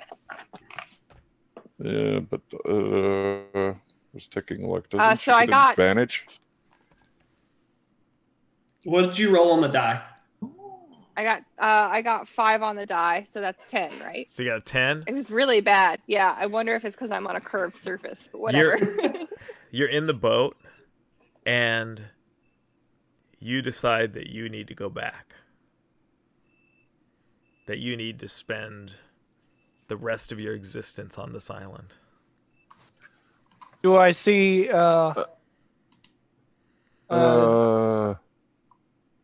And Do you I hear see her Where- move? you hear its voice in your head more. Hey, Matt. Yes. She actually has advantage on wisdom saves. Oh, make it do? roll again. What do I Yeah. do? Just roll it again? Advantage roll again is and take the higher of the two numbers on the d20. Thank you for pointing that out. Yeah. Okay. I got 14 this time. 14 Still total. bad. Yeah, total. I think that's just enough. Yes, it is. So you actually, there's this moment where you feel like you have to go back, and then you like exert your will stronger and break free of it, Okay. And I do stuff but now, just right? barely. Yeah. So I'm like, almost start getting up. I almost start getting up to get off the boat, and I probably rock it a little bit, and then all of a sudden, I'm like, How is the weather in the area? It's just kind of overcast and cold. So you're saying there's not a storm already going on? No. All right. Well, still, I'm just like, well, this is going to be a bit loud, but I think it's warranted. And I began to cast Call Lightning. Okay. Oh, fun of call lightning into water. everything dies. I was also going to cast a spell whenever you're ready. That's Dex 15 and 120 foot range. I'm casting it at the most visible portion of whatever the hell is fucking chasing us. Okay. I'm so Dex 15. Dex 15. Yes. You know, in old D&D rules, when you cast lightning into water, it had a radius equivalent to a fireball. You hit it. Fun times. All right, that's 3d10, so that's gonna take a sec.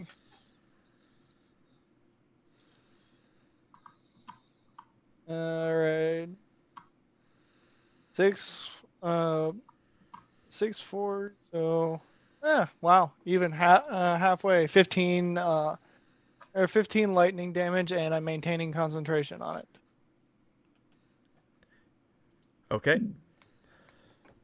You see Ew. it like hits it, and it doesn't seem to really change its movement. In fact, it starts speeding up and heading towards the boat.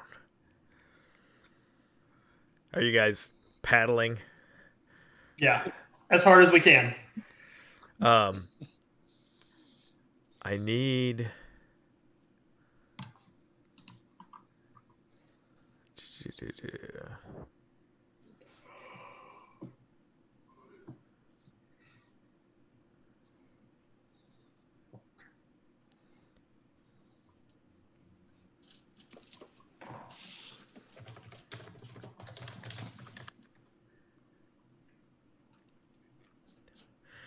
You all start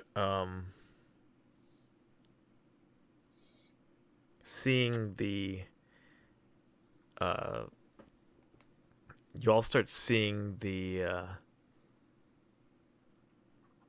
actually, I need you all to make intelligence saving throws. What? Oh shit, that's gonna suck. Oh no. Okay. I rolled a 2 and I have a -1. I rolled a 9 and I have a -1. I rolled a 9 and I have a +1. I rolled a 10. Okay. Well, and I rolled a 7. But I win with 11. You guys. We're a dumb group. You all see in between you and the boat, the water start roiling and a bunch of tentacles and stuff start coming up out of the water. You start smelling this nasty, briny smell. And you see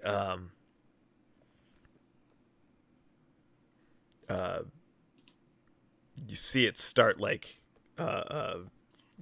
coming up out of the water in between you and the ship. Let's go ahead and roll initiative, by the way. Oh God. This is bad. all right. Oh man. 20. 19. Hold on, let me get to the tools. 3. I wish I Oh. Initiative, there should be at the top of your character sheet an initiative bonus. You just roll a d20 and add that bonus to it. And then Oh, okay, got I think you, like me, have a 0. it. 0. Yeah, and so I got a 10. all right, hold on a sec. Let me Again, I wish I had rolled a 10. I rolled a 3. I had to go find the Pirates of the Caribbean song and put it on because this is like. I'm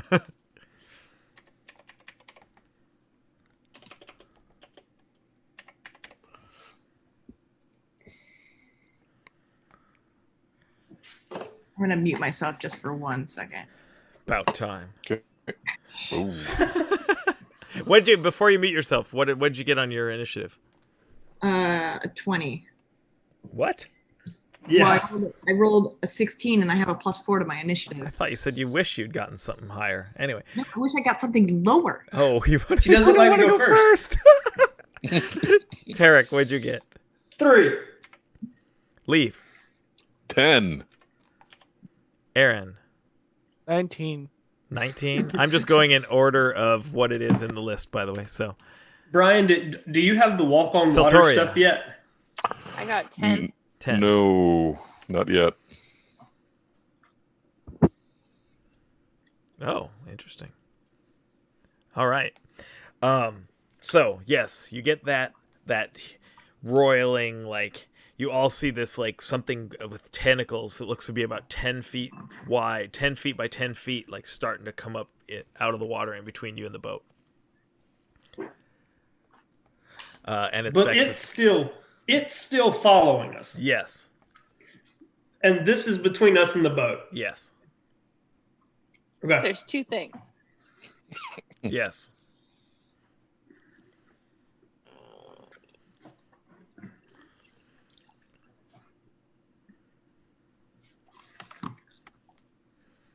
How fast do we move the boat each turn, Matt? Good question. I can pull up a rowboat on my character sheet if It's I need not to. very fast. I had that page open somewhere. I have a ton of pages open. But yeah, you can, if you want to pull it up on your character sheet, it's under extras, vehicles, rowboat. So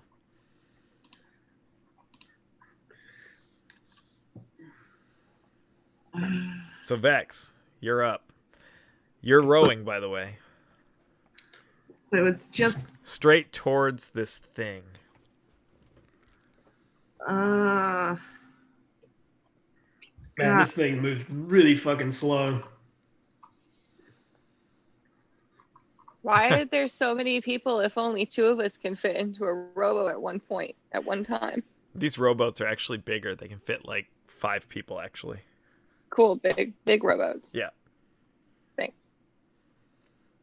I think that actually is like what the rowboat says it can have is a crew of 5. I'm pretty sure.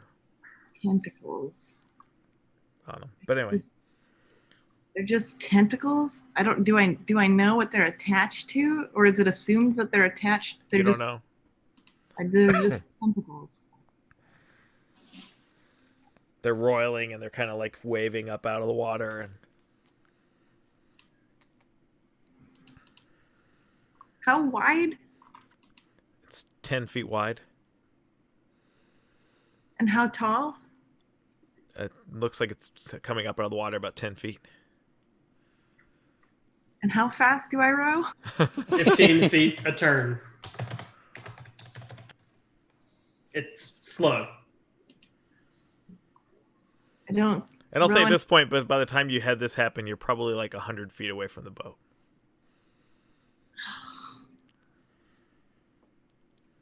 Just want to row, change course, and try to avoid it.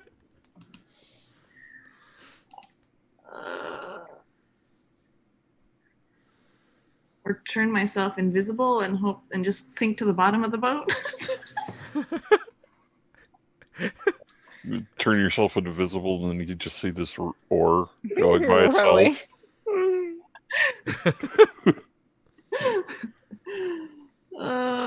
Shit, man. I don't know. I don't want to attack this thing. Do what you feel is right. My gut is to try to avoid it. Is there any way that I can like row extra fast and like try to like? I mean, quickly- you could instead of doing an action, just do your movement and your action and row 30 feet. Yeah, I'm gonna try that. Okay. I just want to try to quickly like turn or whatever I need to do to try to avoid it, and then just Okay. row quickly in the whatever is the opposite sort of ish direction to try to get. Towards the other thing that's chasing No, okay, no, but you. to the boat. Yeah. Perpendicular and then try to go. Yeah. All So right. That's what I do. Okay. You probably like move 15 feet to the side, keep turning, and then move about 15 feet closer to the boat. So you're about 85 feet from the boat now.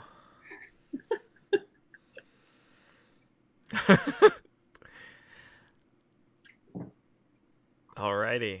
That's your turn. So, Aaron. All right, I had centered that thing roughly like in the path because it only has a 60-foot radius. Yeah. And while I'm at since I'm maintaining concentration on it, and I figure that's the main body, I just send down another strike. And how much damage you said you did the first time? Was 15. 15, yeah. That's what I thought. Okay. All right, Dex 15. Okay. That's the standard half damage. If it succeeds. Cocked. And fail. All right. I'm gonna run really quick to grab some more tea. Okay. So Ooh, good idea. Hmm.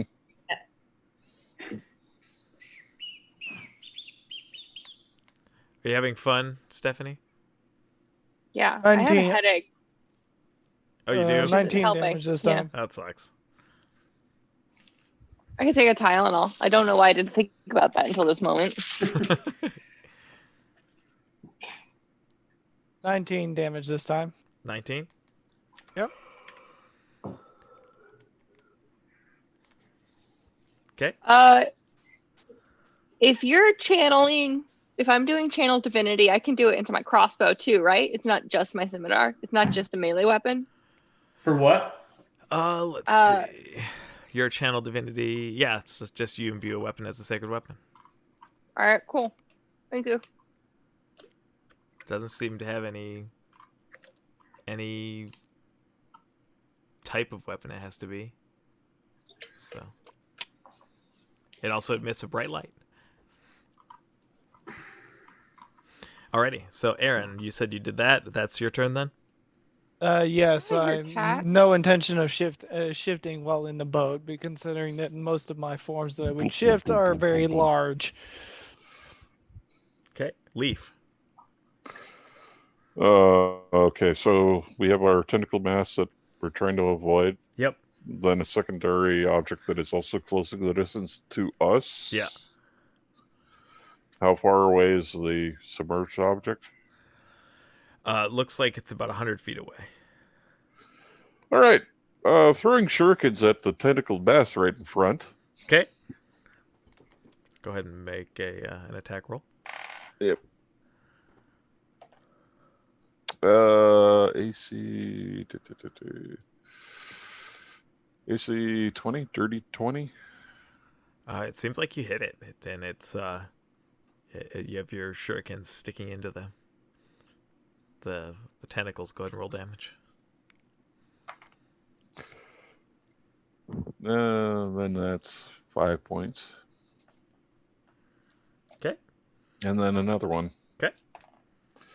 And that also hits an AC of 21 Okay. for 7. So tosses 2 shurikens at the tentacle mass.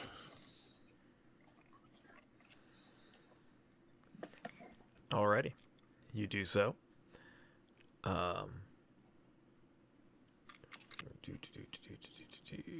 It is now. That's your turn. So now it's Siltoria.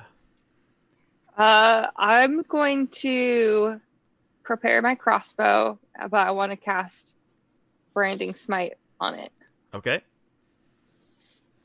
I think that takes my entire action, but tell me if it doesn't. Let's see. Branding Smite, I believe, is I believe the casted smites are a bonus action. I will Yeah, double check. one real bonus quick. action. Yep. That's bonus what it says here. Yep. So bonus you get- action. You get an in a- actual action and your bonus action in a turn. So Yes. So I can attack and I can cast this in one turn. Yep. Sure, that's what I'm planning on doing. Now tell me what to do. All right. What are you attacking? I'm attacking. There's like a tentacle. There's like a main base, and then there's what exactly is there There's right now? there's some kind of creature following you guys, trying to get closer. The one that was whispering in your head, and that almost tempted you to leave, and then Right. it apparently summoned some tentacle creature in front of you that's blocking you from the boat that Vex is trying to. I plan to around. attack the tentacle creature in front of us because we're Okay. trying to get out of this situation. Okay, go for it. Yeah, Roll a d20, and on your actions page, it should tell you exactly what your hit DC is for the crossbow. It's +3 to hit on there. So you roll that your d20, add +3, and then when you Okay, hit, so go ahead. when you hit, you'll roll a 6-sided die to do damage, and then your branding smite does an extra 2d6 damage if you hit. So I roll 2 dice. If you hit, you'll roll 3d6. Okay. And then so then roll the d20 to hit first. So you roll a d20. okay, I rolled the d20. I got 19. So Okay. with the 2, that was, or with the 3, that's what, 21. Yep. 22. Yep. So you hit the tentacles. And now I do my other dice, Yep. So roll and I do 3d6. 2, 6. Okay, 3d6. So you do 1d6 for the crossbow and then Yep. 2d6 for the smite. got it. And Thanks, so guys. so it's like 1d6 piercing damage, and this is where it makes a difference because you have 1d6 piercing damage, which is the crossbow bolt actually hitting, and then your spell is radiant damage. So roll 1, and then roll another 2. Got Yep. it. Okay, so I got 1 for one of them, Okay, so 1 piercing damage. and then I got 7 total. Okay, so you shoot and you see like the tentacles kind of withdraw a little bit and then like seem to surge forward again after you like they get hit, and you see them kind of getting burned by your radiant crossbow bolt. By the way, did I notice any effect whatsoever from the lightning? Or Yeah, it seems to be hurting it. okay, just not like a ton because Yeah. it is apparently something big and powerful enough to control a bunch of these fucking fishmen. So. Yeah. Like he's not happy, but And then it's Tarek's turn. Derek looks at the mass of tentacles that just appeared in front of us. Is it real? You want to take your turn to Yeah. make an intelligence check? Go for it. 16. You're like, wait a sec, this doesn't make sense. And you look at it, and the tentacles seem to fade out of existence. You see them; they're still there, but they're just like an ethereal kind of mass. And you now see that you see through the illusion. That son of a bitch. Tricky bastard. Those aren't real. Keep going. And he's going to stand up carefully and move towards kind of the rear of the boat so he gets a clear line of sight on the big guy coming at us. Okay. And that's going to be... That's going to be it. Okay. The thing behind you, you see it shoot through the water super fast. It closes 80 feet of distance towards you, and it's only about Yikes. 20 feet away now. Okay, so we targeted the wrong thing. You targeted the wrong thing. You don't. Tarek says it's fake and He keep got the going, right thing. but you guys, it looks really real to you guys still, like really real. I'm not convinced. And at the same time he says that, like that thing shoots forward, and then it's your turn at the top of the initiative. But right when it's your turn, the tentacles all surge right towards the boat, closing the distance. And Leaf, you take 2 psychic damage. Wow. Aaron, you take 4 psychic damage. And Vex, you take 3 psychic damage as the tentacles start like whipping you and like wrapping around you and like hurting you. Do you want me to bother making the concentration check? I mean, you technically got hit, so You got to make at least a 10. yep. Yep. Then I have advantage because Yeah. thank you, fucking Warcaster. Yeah, so you're probably fine, Yeah. but you never know. Well, So- the first one's a 19, so yeah, there we go. Okay, yeah. So, but so you hear Tarek say this is fake, but it just attacked you and it's doing damage to you and it hurts. Yeah, I don't believe it. I don't believe Tarek. And it's your turn. Okay. And you see how fast this thing behind you caught up.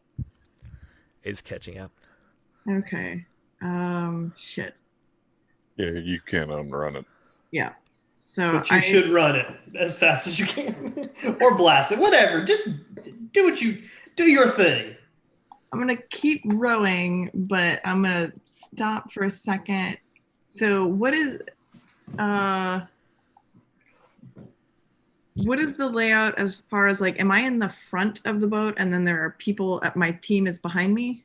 Everyone's behind me? You're kind of like in the middle of the boat. You have 2 people behind you and 2 people in front of you. But you're facing backwards. So the 2 people in front of you are facing towards the thing chasing you, and the 2 people behind you are the things facing towards the boat. Okay.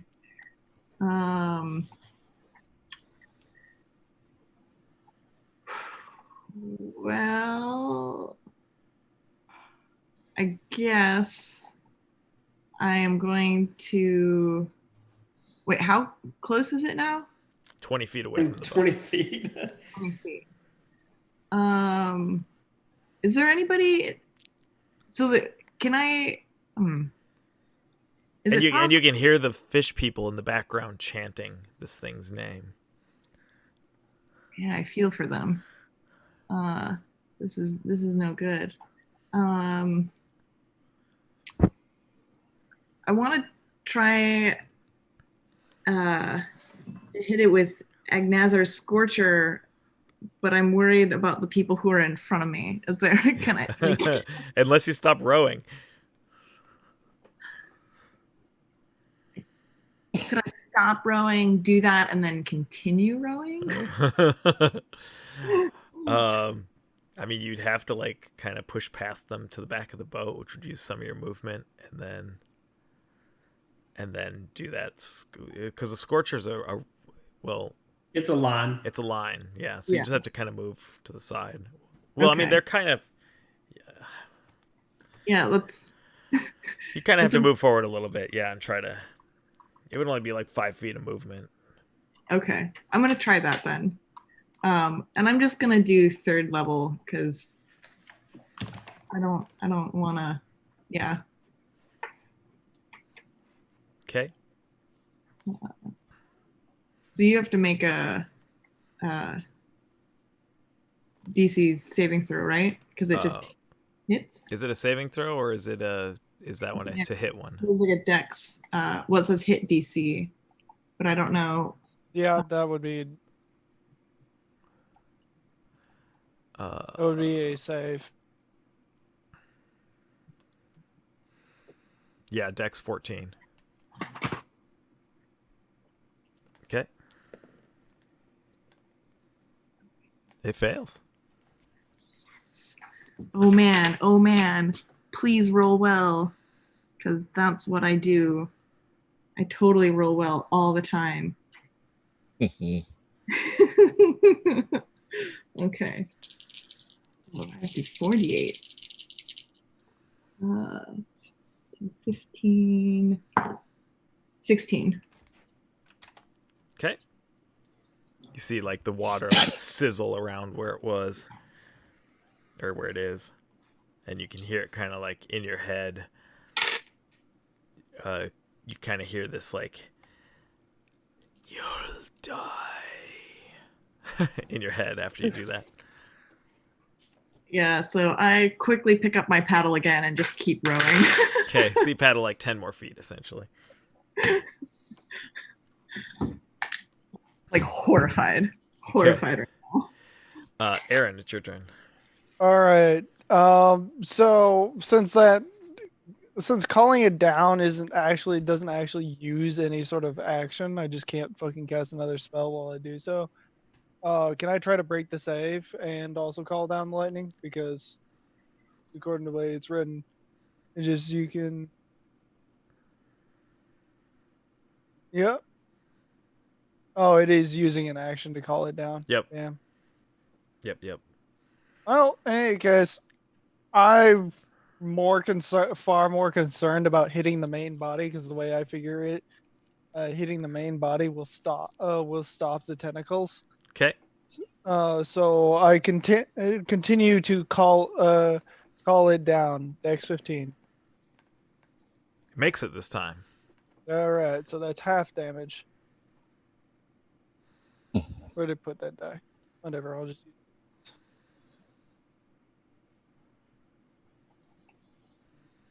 it. 5, 7, 1. So 13. So 6. Yeah, 6. Alrighty. And yeah, like I don't like it, but I'm assuming that this thing is pretty good threat, so I'm inclined to keep striking it with lightning as long as I can. Okay. Leaf, it's your turn. Leaf is going to believe Tarek, but he's still going to attack the main body as it's getting close fast enough, because it's not the first time that he's hallucinating something that has actually hit him.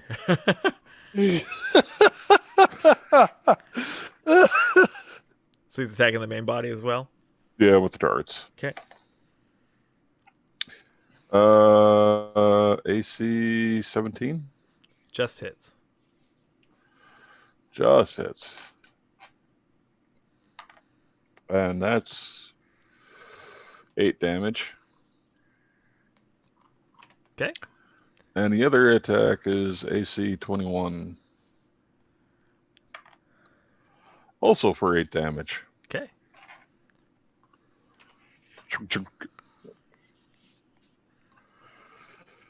And there goes the darts that I had.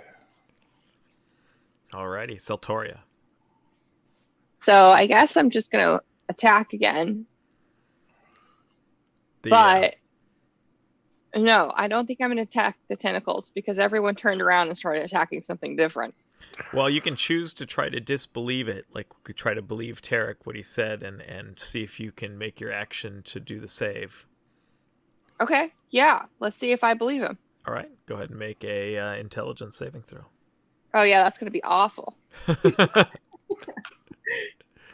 I got a 13 minus 1. I got 12. Yeah, those are real tentacles. So they are real to me. Okay, so I'll attack the tentacles again. Okay. 14. Yeah, it's fine. Technically, since the doing the save is your action, so you wouldn't be able to attack. Oh, got it. Okay, sorry, I didn't know that. That's okay, keep going. Okay. Now you could queue up, like if you wanted to put branding smite on your weapon for the next turn, you you could could go bonus ahead and do action. that. You could do the bonus action So branding I- smite again. Okay, got it. Okay, I'll do that then. Okay. Oh wait, Yeah. no, I don't want to do that because I only get 2 casts of it. Okay. So yeah, save it for now. Well, what is your? I'll just look real quick. I was gonna say. It says it's got concentration, but for 1 minute, and I don't know if that's like Oh, in-game so yeah, minutes no, that's like real life minutes. I think it's There's 10 rounds to a minute. yeah. Yeah, Yeah, a this is round why of I'm combat is 6 seconds. Yeah. Yep. Okay. So, roughly every 6 seconds, all you're hearing, like it's repeated like bangs of lightning as I'm slamming this thing, slamming the storm cloud that I've Oh developed. yeah, so it just overhead. keeps going. Oh wait, no, it's the next time. So you concentrate on it until you hit. So it stays there until you hit, and then after you hit, it goes away. So But essentially, since that is a second level spell, if you wanted to save it, you know nobody's gonna fault you for that. yeah. Yeah. So I'm not. Yes. I'm not saving it. Okay. All right, I am saving it. Okay. Go ahead. And That's yes, fine. hearing lightning every 6 seconds would be very, very annoying. It's only the only reason it's less annoying is because it's fucking striking something trying to kill you. I only see lightning. I can never hear it. I'm not saying don't stop. I'm just saying that it would be really annoying. Oh yeah. Tarek. What would be really annoying is me shifting. Tarek raises his hammer and says, "Morden, give me the strength to smite this foe!" And doesn't throw his hammer, but swings it down, and a bolt of white hot energy fires off from it. He casts Guiding Bolt at 3rd level, Okay. going for that big damage. Come on, give me a big number. I think that's a 15 on the die. Yes, it is. Plus 5, so 20 total. Nice. And I'm just going to use the dice roller on my character sheet to do 66 because that's a lot of math that I'm not really down for right this second. 20 damage total. Oh, so you did 20. Okay. I thought that's what you got damage-wise, so I did that. And then I'm like, oh, that was the roll. And then you did 20 damage anyway. So, Yeah. okay. 20 to hit and 20 damage. Nice. All right. So at this point, right as the creature in the water starts like surging forward towards you, you see a massive bolt arrow go and like bling into it, like just like impale it. And that shot would have had advantage because of the guiding bolt. Well, let's see if it got better. No, same roll. So it hits it, and that does a lot.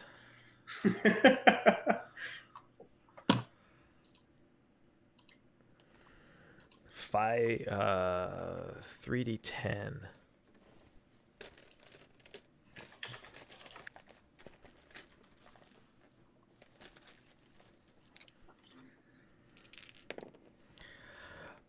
So that did 15 damage to it.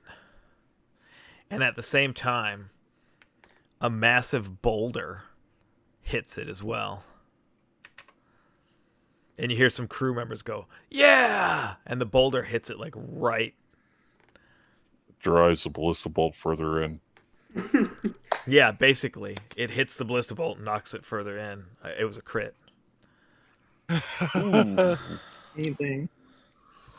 A crit with essentially a catapult. Yes. Ow. Yeah. I didn't know siege weapons could crit. Technically, did they have a roll like everything else? I haven't looked up siege weapons in 5th edition. Didn't know or care.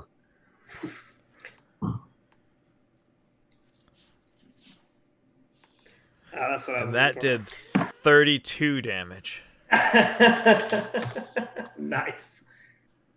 And you see it kind of flop over in the water and die. That critical hit took it out. And as soon as it dies, the tentacles disappear. They don't They don't go under the water. They just disappear. They wink out of existence. Smoke. Yeah. I ceased casting the lightning, and I had been just standing there with like my hand raised to my shield raised to the sky, and my scimitar just kind of up like this. I honestly wasn't expecting you guys to kill an aboleth. Fuck. That's what Yeah, that's what I thought. Fuck. I thought it was. What? I don't know what that is. It's an aberration. It's a creature of the deep. Yeah. We're lucky it didn't start swinging its freaking. It has paralyzing tentacles. Well, Like, yeah, it didn't quite get close enough to you. Like between you guys in the boat, you did enough damage to kill it before it got to you. And luckily, it could have enslaved 3 of you permanently. Yeah. I mean, it's a monstrous creature, right? And you guys made your saves. It's an aberration. I don't know what the difference is, I guess. aberrations are things not from the realm. It's Monstrous It's creatures. unnatural. I see. Yeah. Monstrous creatures are usually things that are amalgamations of magic. Okay. Like aberrations are things that don't actually belong in the universe properly. I Yeah, was this is- planning on having it retreat and threaten you all on this next turn, and then the boat critically killed it. So, Stephanie, I'm gonna drop a link in the chat. It is a what I can do in a turn quick reference card. Oh, nice. So basically, you get a movement, an action, an interaction, a bonus action, and a reaction if available. And it's just like a quick visual, tells you what you can do. Reactions use your bonus action. So if you have used a bonus, No, they don't. No, not anymore. They don't. Mm-mm. no. Now, if you're holding an action, it uses your reaction to Yeah. launch it. Yep. Okay, I guess. But anyway, that's just a quick reference card that I found sometime last year. But well done, guys. I Your was just gonna, master is Chum. I was just gonna have it basically scare you off, and then it died. You know, it didn't really feel like it was in a scaring off kind of mood. No, yeah, I was trying to kill you guys.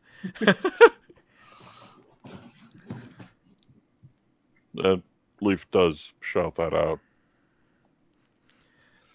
You kind of see like all of the fish people are all just kind of like looking at each other confused, like they don't know where they're at. No, they were enslaved too. Yep. Are those people free now? Are Yeah. those fish people free? Oh, Yep. that's nice. Yeah. We did a good thing. Yeah. I mean, you wouldn't. Mostly you guys did a good thing. Your character doesn't know that. No, but but that yeah. is still nice for me to know. Yeah. As a player, I feel vindicated for what we just did. I go, As a character, well, we have no idea what Nope. the hell we were doing. I- well, That's the point, whatever that's it is exclusive. we just killed that thing probably has some nice things. could have done some nasty to you guys for sure. Well, I'm thinking the boat only probably has. I think in the sheet, the boat, the little rowboat only has it has 50 hit points. Yeah. But I figured if it had smashed the rowboat and actually got us in the water, that would have sucked.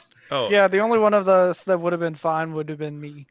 it would have done a lot of damage to you guys had it caught up. A lot. Yeah, I look at Aaron and I say, "You think we should go back now and check around the island?" Probably has some good loot. Or maybe not. Either way, worth a look. Hey, we call back up there.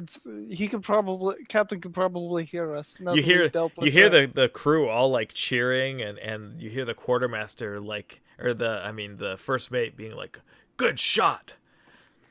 You know. I basically. shout back. Yes, very good. Thank you. Appreciate it. What do you guys think? Should we go check? I'm good for going check. why not? I like shiny things. Yeah, I'm down.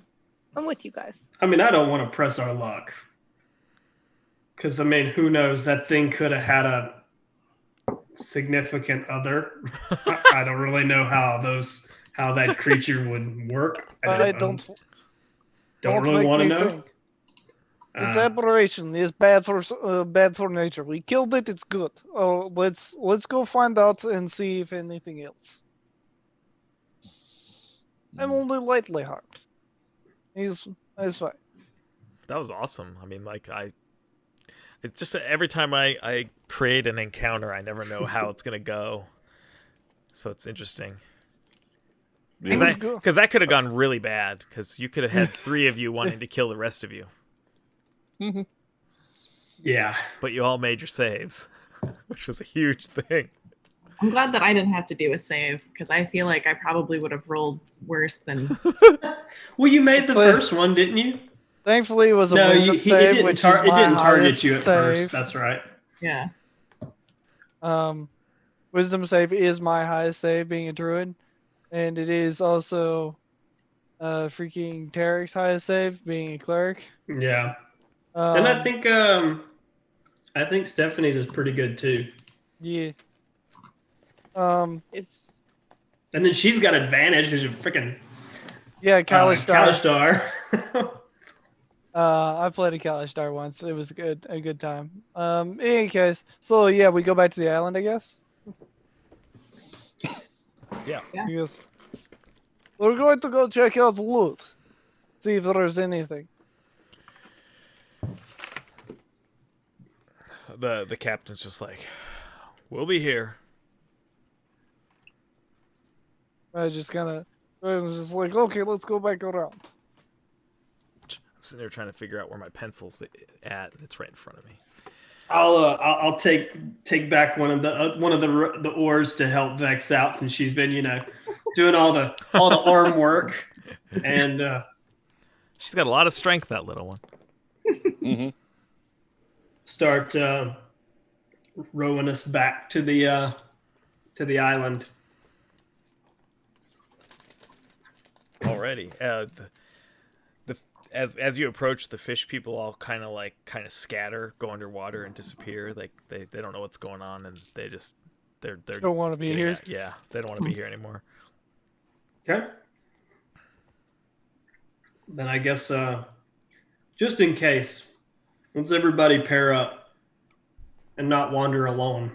But We'll just Look travel around. as one. Travel as one group. This island is not that big. I thought he said it had like mountains on it and stuff. Yeah, it looks like it's about 6 miles across. Oh, I want It's to. that big. let's head You do let's head see to temple where you did see a ruined temple, and the The altar area where the on altar beach. area where they were trying to lead you to it. Yeah. Yeah. Okay. So maybe in the inlet somewhere. If only we had someone that was an adept swimmer. Hmm. Yeah, that's Alas, true. You we're could without. check underwater, Aaron. in the altar area. Yes, I'll go take a look. All right. Better you Oh. than me. I would like somebody nearby at least. Yeah, Just I'll in be case. I'll be your spotter. Fair enough. how do you know if you're a good swimmer? Sorry. He can turn into a fish. Oh, got it. That's not what I'm going to turn into, but yes. Seal. Old fish. Nope, not even that.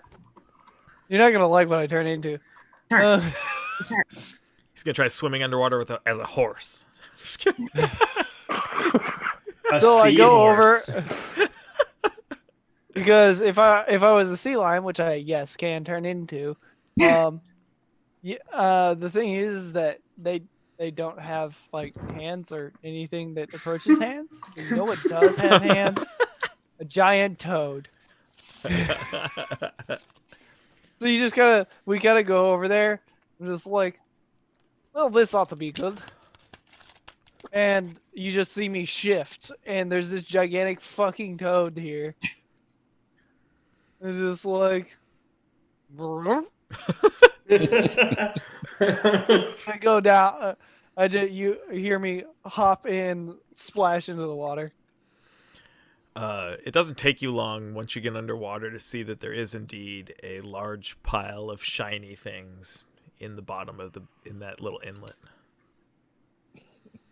It's like just like strewn about on the floor in like a little like rocky bed Like under the water though. under the water. Yeah, he sees it. Yeah, I can breathe water too, so I don't care. And I can do this for 2 hours. So I spend the necessary time to bring up anything I can see. So It however takes a long. while with your frog hands to get as much as Oh, there is it's down not. there. No. Remember, I'm a frog. I have big ass freaking mouth. I just Yeah. scoop and then Oh, fucking. you're putting it in your mouth? When he Once- comes up that first time and goes "Bleh," and spits out all this golden shit, I'm like,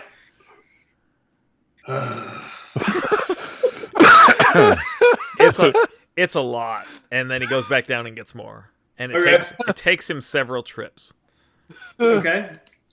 Do And now there is a whole bunch of drool covered money in the boat, and the boat's like kind of weighted down a little more. I get out. Did I notice? Was there any like items or whatever? Or Not that anything you there? could see. It's all gold? I rolled a 1 on that roll. Uh, okay. So what does that put us at? It was so you guys are kind of counting through it. Yeah. 600 copper pieces, 6,000 silver pieces, Wow. Yeah. 1,900 gold pieces, Nice. and 100 platinum pieces. Well, that Oh, just shit. that just doubled our that more than doubled our currency. That puts us Well, we up to did just kill an 6,000. aboleth. Yeah, that puts us Yeah. up to 6,000. You Uh, want to give like Cam a keeps fifth track of that of- too? Cam keeps track of the party fund basically in a character sheet and then doles it Hey, out. as hey, he- hey, Tarek, This was much Yeah. better than our last guy. give my share to the captain and the crew. Okay. Thank you. Well, let's head up to temple as I have shifted back at this point. Okay. Like I shift back and it's like the copper piece comes out.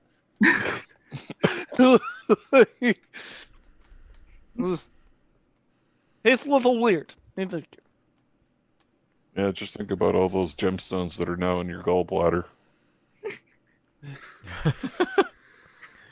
I just kept them in my big inflating. God, cheeks.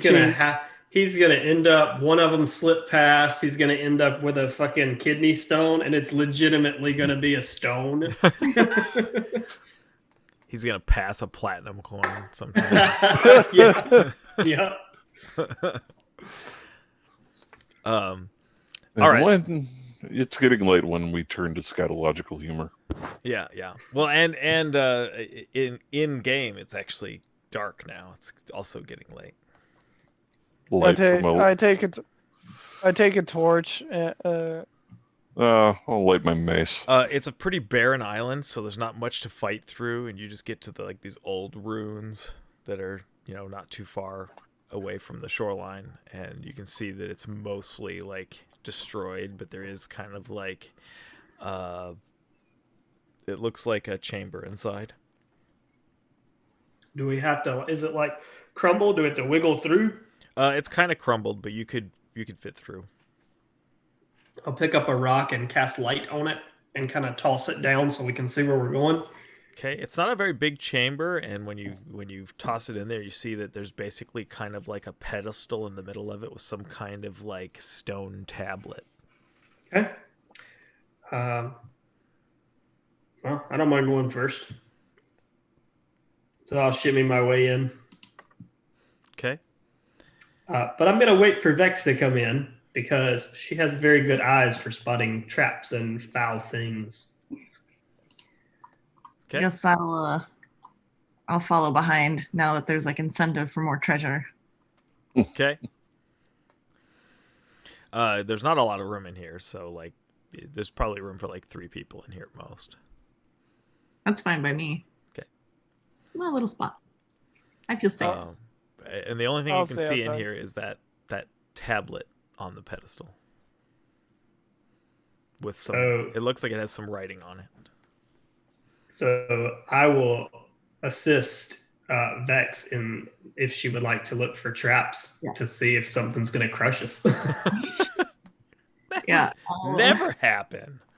Right. What roll is that? think Matt usually does perception. Yep. Perception. I don't know why you want me doing this. What's your perception? -1. Oh, I thought yours was better than mine. I'll peer into the chamber. I'm the one who has better perception You look. than You do. look. I can't see anything. I mean, mine's a +2, but I Mine's thought a hers. +7. Oh yeah, you need to look So I'm looking around in the chamber. Oh look, with help. I got so I roll at advantage. Is that right? 16 + 7, fucking 21. It doesn't. 23. It doesn't look like anything is in here that you don't I see. rolled like a 14. I don't see anything. If it appears to be that old. I will approach the tablet. Is it written in a recognizable language? Do you have Arcana? I do. I was gonna say I did not. I have religion. I have Arcana. Well, you can see it right up close. Then go ahead and make an Arcana check.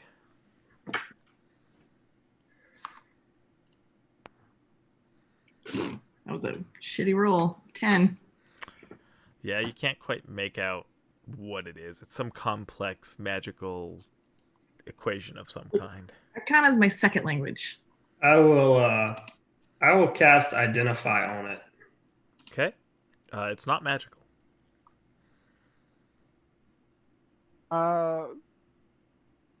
Hey, why do you? I hear the casting. And I was just like, what are you looking at?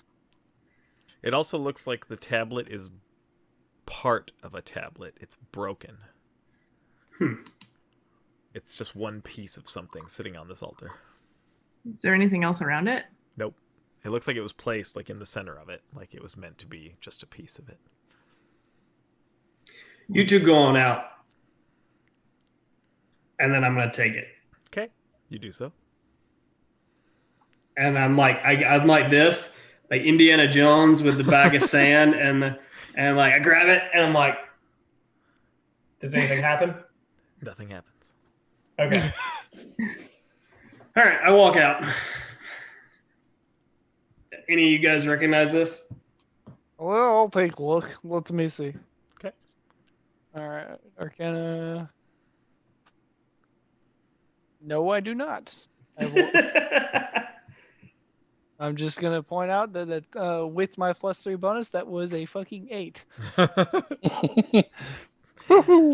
Yeah, it looks complex and partially broken off. Like you can see that like the words cut off on the parts where it's broken. But you can't make neither of you can make heads or tails of it. It looks like tablets. Well, we can study it later. It's a bit dark. I can't see it very well. Let's get back to the ship and have a drink to celebrate. if there is any case. Like that. Yeah, so we head back. Yep. All right, you do. You don't have any problems on the way back. You get up to the boat. They pull the boat up, and you do what you said you were gonna do and hand the crew their share of. Yeah, we'll I'm gonna donate my share. Yeah, we'll donate. I'm just counting out real quick how much with that added to it. They're very gracious. Yeah, I'm gonna give them about. I'm gonna just give them mark 800 off. You just basically made them all rich, essentially. So they're all like really, really. Yeah, happy. remember sailors like earn like Coppers. Yeah. coppers a day. This is more than a lot of them we'll see in like a year. So they're all like, morale is great right now. I mean, they help take out this. There's like, they kind of like, the people that are just kind of setting sail to make up some time. And by the way, you notice they start taking off, and you kind of like decide to take one last look back at the island, and it's not there. Is the tablet still there? Yeah, the tablet, you still have it. And the gold is still there. Yep. I will go downstairs and get the cask of dwarven brandy and bring it up. Seems to be light. And I guess we'll finish it off then, because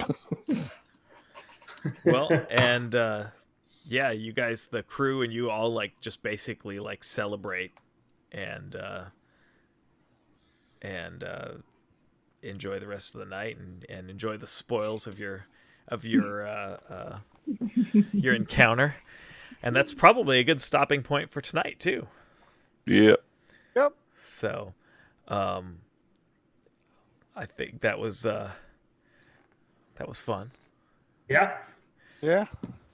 Yeah. Applewood. What'd you think, Stephanie? Think you guys are really lucky now. I feel like maybe we have Seltoria to thank for this, being with the goddess of luck shining down on us. Good night, Justin. Oh yeah, definitely. Definitely. At least she'll say that. At least that's what she's gonna say. That's what she believes. I kind of believe it too. Keep it to myself a little bit, but I'm like, okay. That Okay. was lucky. I mean, you guys, I did not think you were going to take out an aboleth. Yeah, sometime in the morning, Leaf is going to regale. And it didn't even get a chance to entire attack party. you guys. Yeah. Yeah, not seriously. Sometime in the morning, Leaf is going to regale the entire party about the dream that he had last night. I was gonna say before they go to bed, Tarek will go over to Seltori and say, "Can I see your sword?" Yeah, here. And you said it's kind of corroded and messy. Only on the hilt, only where she holds it. The blades are very nicely kept, but Is this intentional? Or no, no. this is just the way they gave it to me. Can I keep it for the evening? She looks extremely uncomfortable at this idea, but after a moment's pause, she agrees. Yes.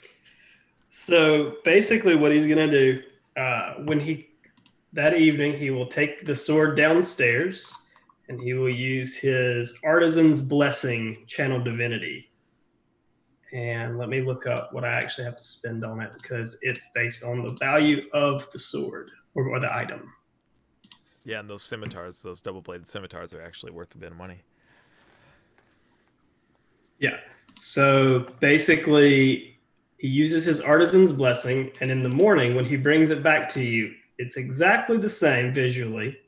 It physically hasn't changed, but it is clean and pristine. Any nicks and cracks on the blade completely fixed, and the hilt and everything is polished and shine. It looks like if it was leather on it, it looks like it was rewrapped. It looks like a brand new weapon. I'm very happy with this. And Very he happy and says- excited. And he says, "Welcome aboard." Seltoria is just stunned again. She's just speechless, holding the double scimitar, being like, "Thank you." I've never seen it so shiny.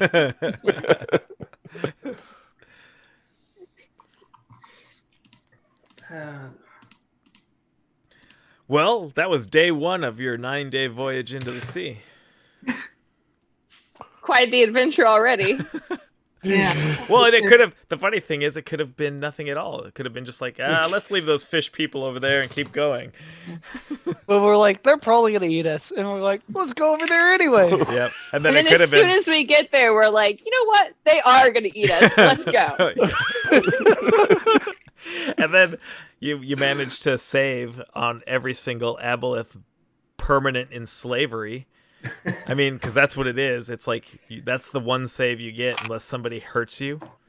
So you basically you are permanently enslaved to it. So you would have to be kind of dragged, kicking and streaming away from it, and they'd have to figure out how to save you, or you would just be enslaved to this thing forever. Oh, and aboleth do worse than that. They can actually mutate you over time. Yeah. Oh, So shit. they can do crazy kind of stuff. So it's Turn you into an aquatic creature. Nasty, Cool. nasty. so yeah. So were those fish people originally humans then? No. Could Or, Could have not been. humans? No, they're actually a race, but yeah, So that was extremely lucky. And the reason I put him so far away is I'm like, this thing's going to kill you guys. I just want it to really be like, oh my God, yeah, this is bad, and get away. And then you just kind of like kited it to you, and then the ship helped finish it off. And I was just like, all right, well. Hoping my signal flare worked. Shoot And so I was this just like, thing. well, okay, it died. Yeah, Aboleth is the closest thing to a Lovecraftian entity in original D&D. Yeah, they're very, very nasty. They come from the black part of space, essentially. Yeah. They're not of this earth. Yep. And I will say that over the evening, when you look at the tablet, you find out that it is a partial set of instructions on how to open a portal to the far realm. Oh, Fuck that shit. What is Oh. the far realm? I'll It's look it up. Okay, so I'll put it bluntly. Far Realm is far outside of there. Now, Far Realm magic basically doesn't cooperate well with the universe as a whole. And about 100 years, 110-ish years ago, that combined with the death of the goddess of magic created an event known as the Spell Plague, which literally combined planes together. And not planes that get along with each other. Imagine heaven and hell becoming one place now. They're one place right now. It's a good time. It wasn't a thing. It probably killed. Oh, it teleported continents. Yeah. Wow. It the probably whole killed 3/4 of the human life, human and otherwise life on the planet. yeah, in the D&D world, like we have a planet and there are stars, but like scientists just- think our universe is infinite and just keeps going and going and going. But in D&D, there's a sphere that everything is inside of, and it's just the representation of it. Essentially, like the material plane, which is our place that we live in, is like an infinite universe. And then there's multiple versions of that infinite universe stacked on top of each other. And then outside of that, there's a plane of fire, a plane of earth, a plane of water, a plane of air, multiple planes of like heavenly celestial places, multiple planes of hellish abyss-like places, kind of like a neutral crazy plane. And then outside of all of it is an empty blackness far plane where basically it would be where the Lovecraftian creatures are from, essentially, where like the elder gods, the ancient ones reside, the things that make you go insane. Yog-Sothoth Just and by Azeroth. looking at them. Yeah. Yes. So- No, Cool. the Far Realm is stuff that, like, those who know of the Far Realm, it's not a super common knowledge, but because they're relatively rare that they manage to get to the Prime Eternal Plane, let alone one of the others. And now you have a The- tablet that gives you one part of how to make a The- portal to get there. The level of danger represented by those who, for those who know what they are, yeah, as I said, like, not that our it's not a characters, nice place you want to go. not So that our just characters destroy would it? know this, but basically, it was like, it plus death of goddess of magic, who's alive again, by the way, equals pretty much the realms die, and magic died too. Yeah, At the it same made the time. whole world really fucked up. Yeah, Yeah. and then basically because of that edition of D&D wasn't very popular, everyone just kind of like ignored that it ever existed. And now 5th edition. Yeah. Well, part of it is that Forgotten Realms had all these writers making books. If you've ever read like the Driss novels and Icewind Dale trilogy and all that stuff. Anyway, Salvatore and Ed Greenwood were writing all these books that were novels, and they didn't like the way that Forgotten Realms was doing the story of the world. So they said, we're just going to skip that. And basically, two writers, more or less, single-handedly got them to make 5th edition because they didn't like 4th edition at all. Yeah, And it just didn't sell. It didn't sell well. It was really a slog to play. Yeah, they changed it so it was all like miniature based play, and it was all very kind of like even more bogged down than third edition was, and nobody Yeah, liked okay, it. to put it in perspective for a third edition, say I wanted to cast illusion spells. There was a potential up to 4 different rolls that I had to do in order for that to succeed. I am gonna go run elsewhere. Well, I'm gonna end the broadcast anyway, and then we'll say our good nights to each other in Zoom. But anyway, everyone out there that was watching us, whoever was out there, Justin, everyone else, you all have a good night, and we'll see you in a week or two, depending on when we can play next. And hope you all have a great week. Stay healthy, safe, and whatnot. And we'll see you guys later. Ta-ta.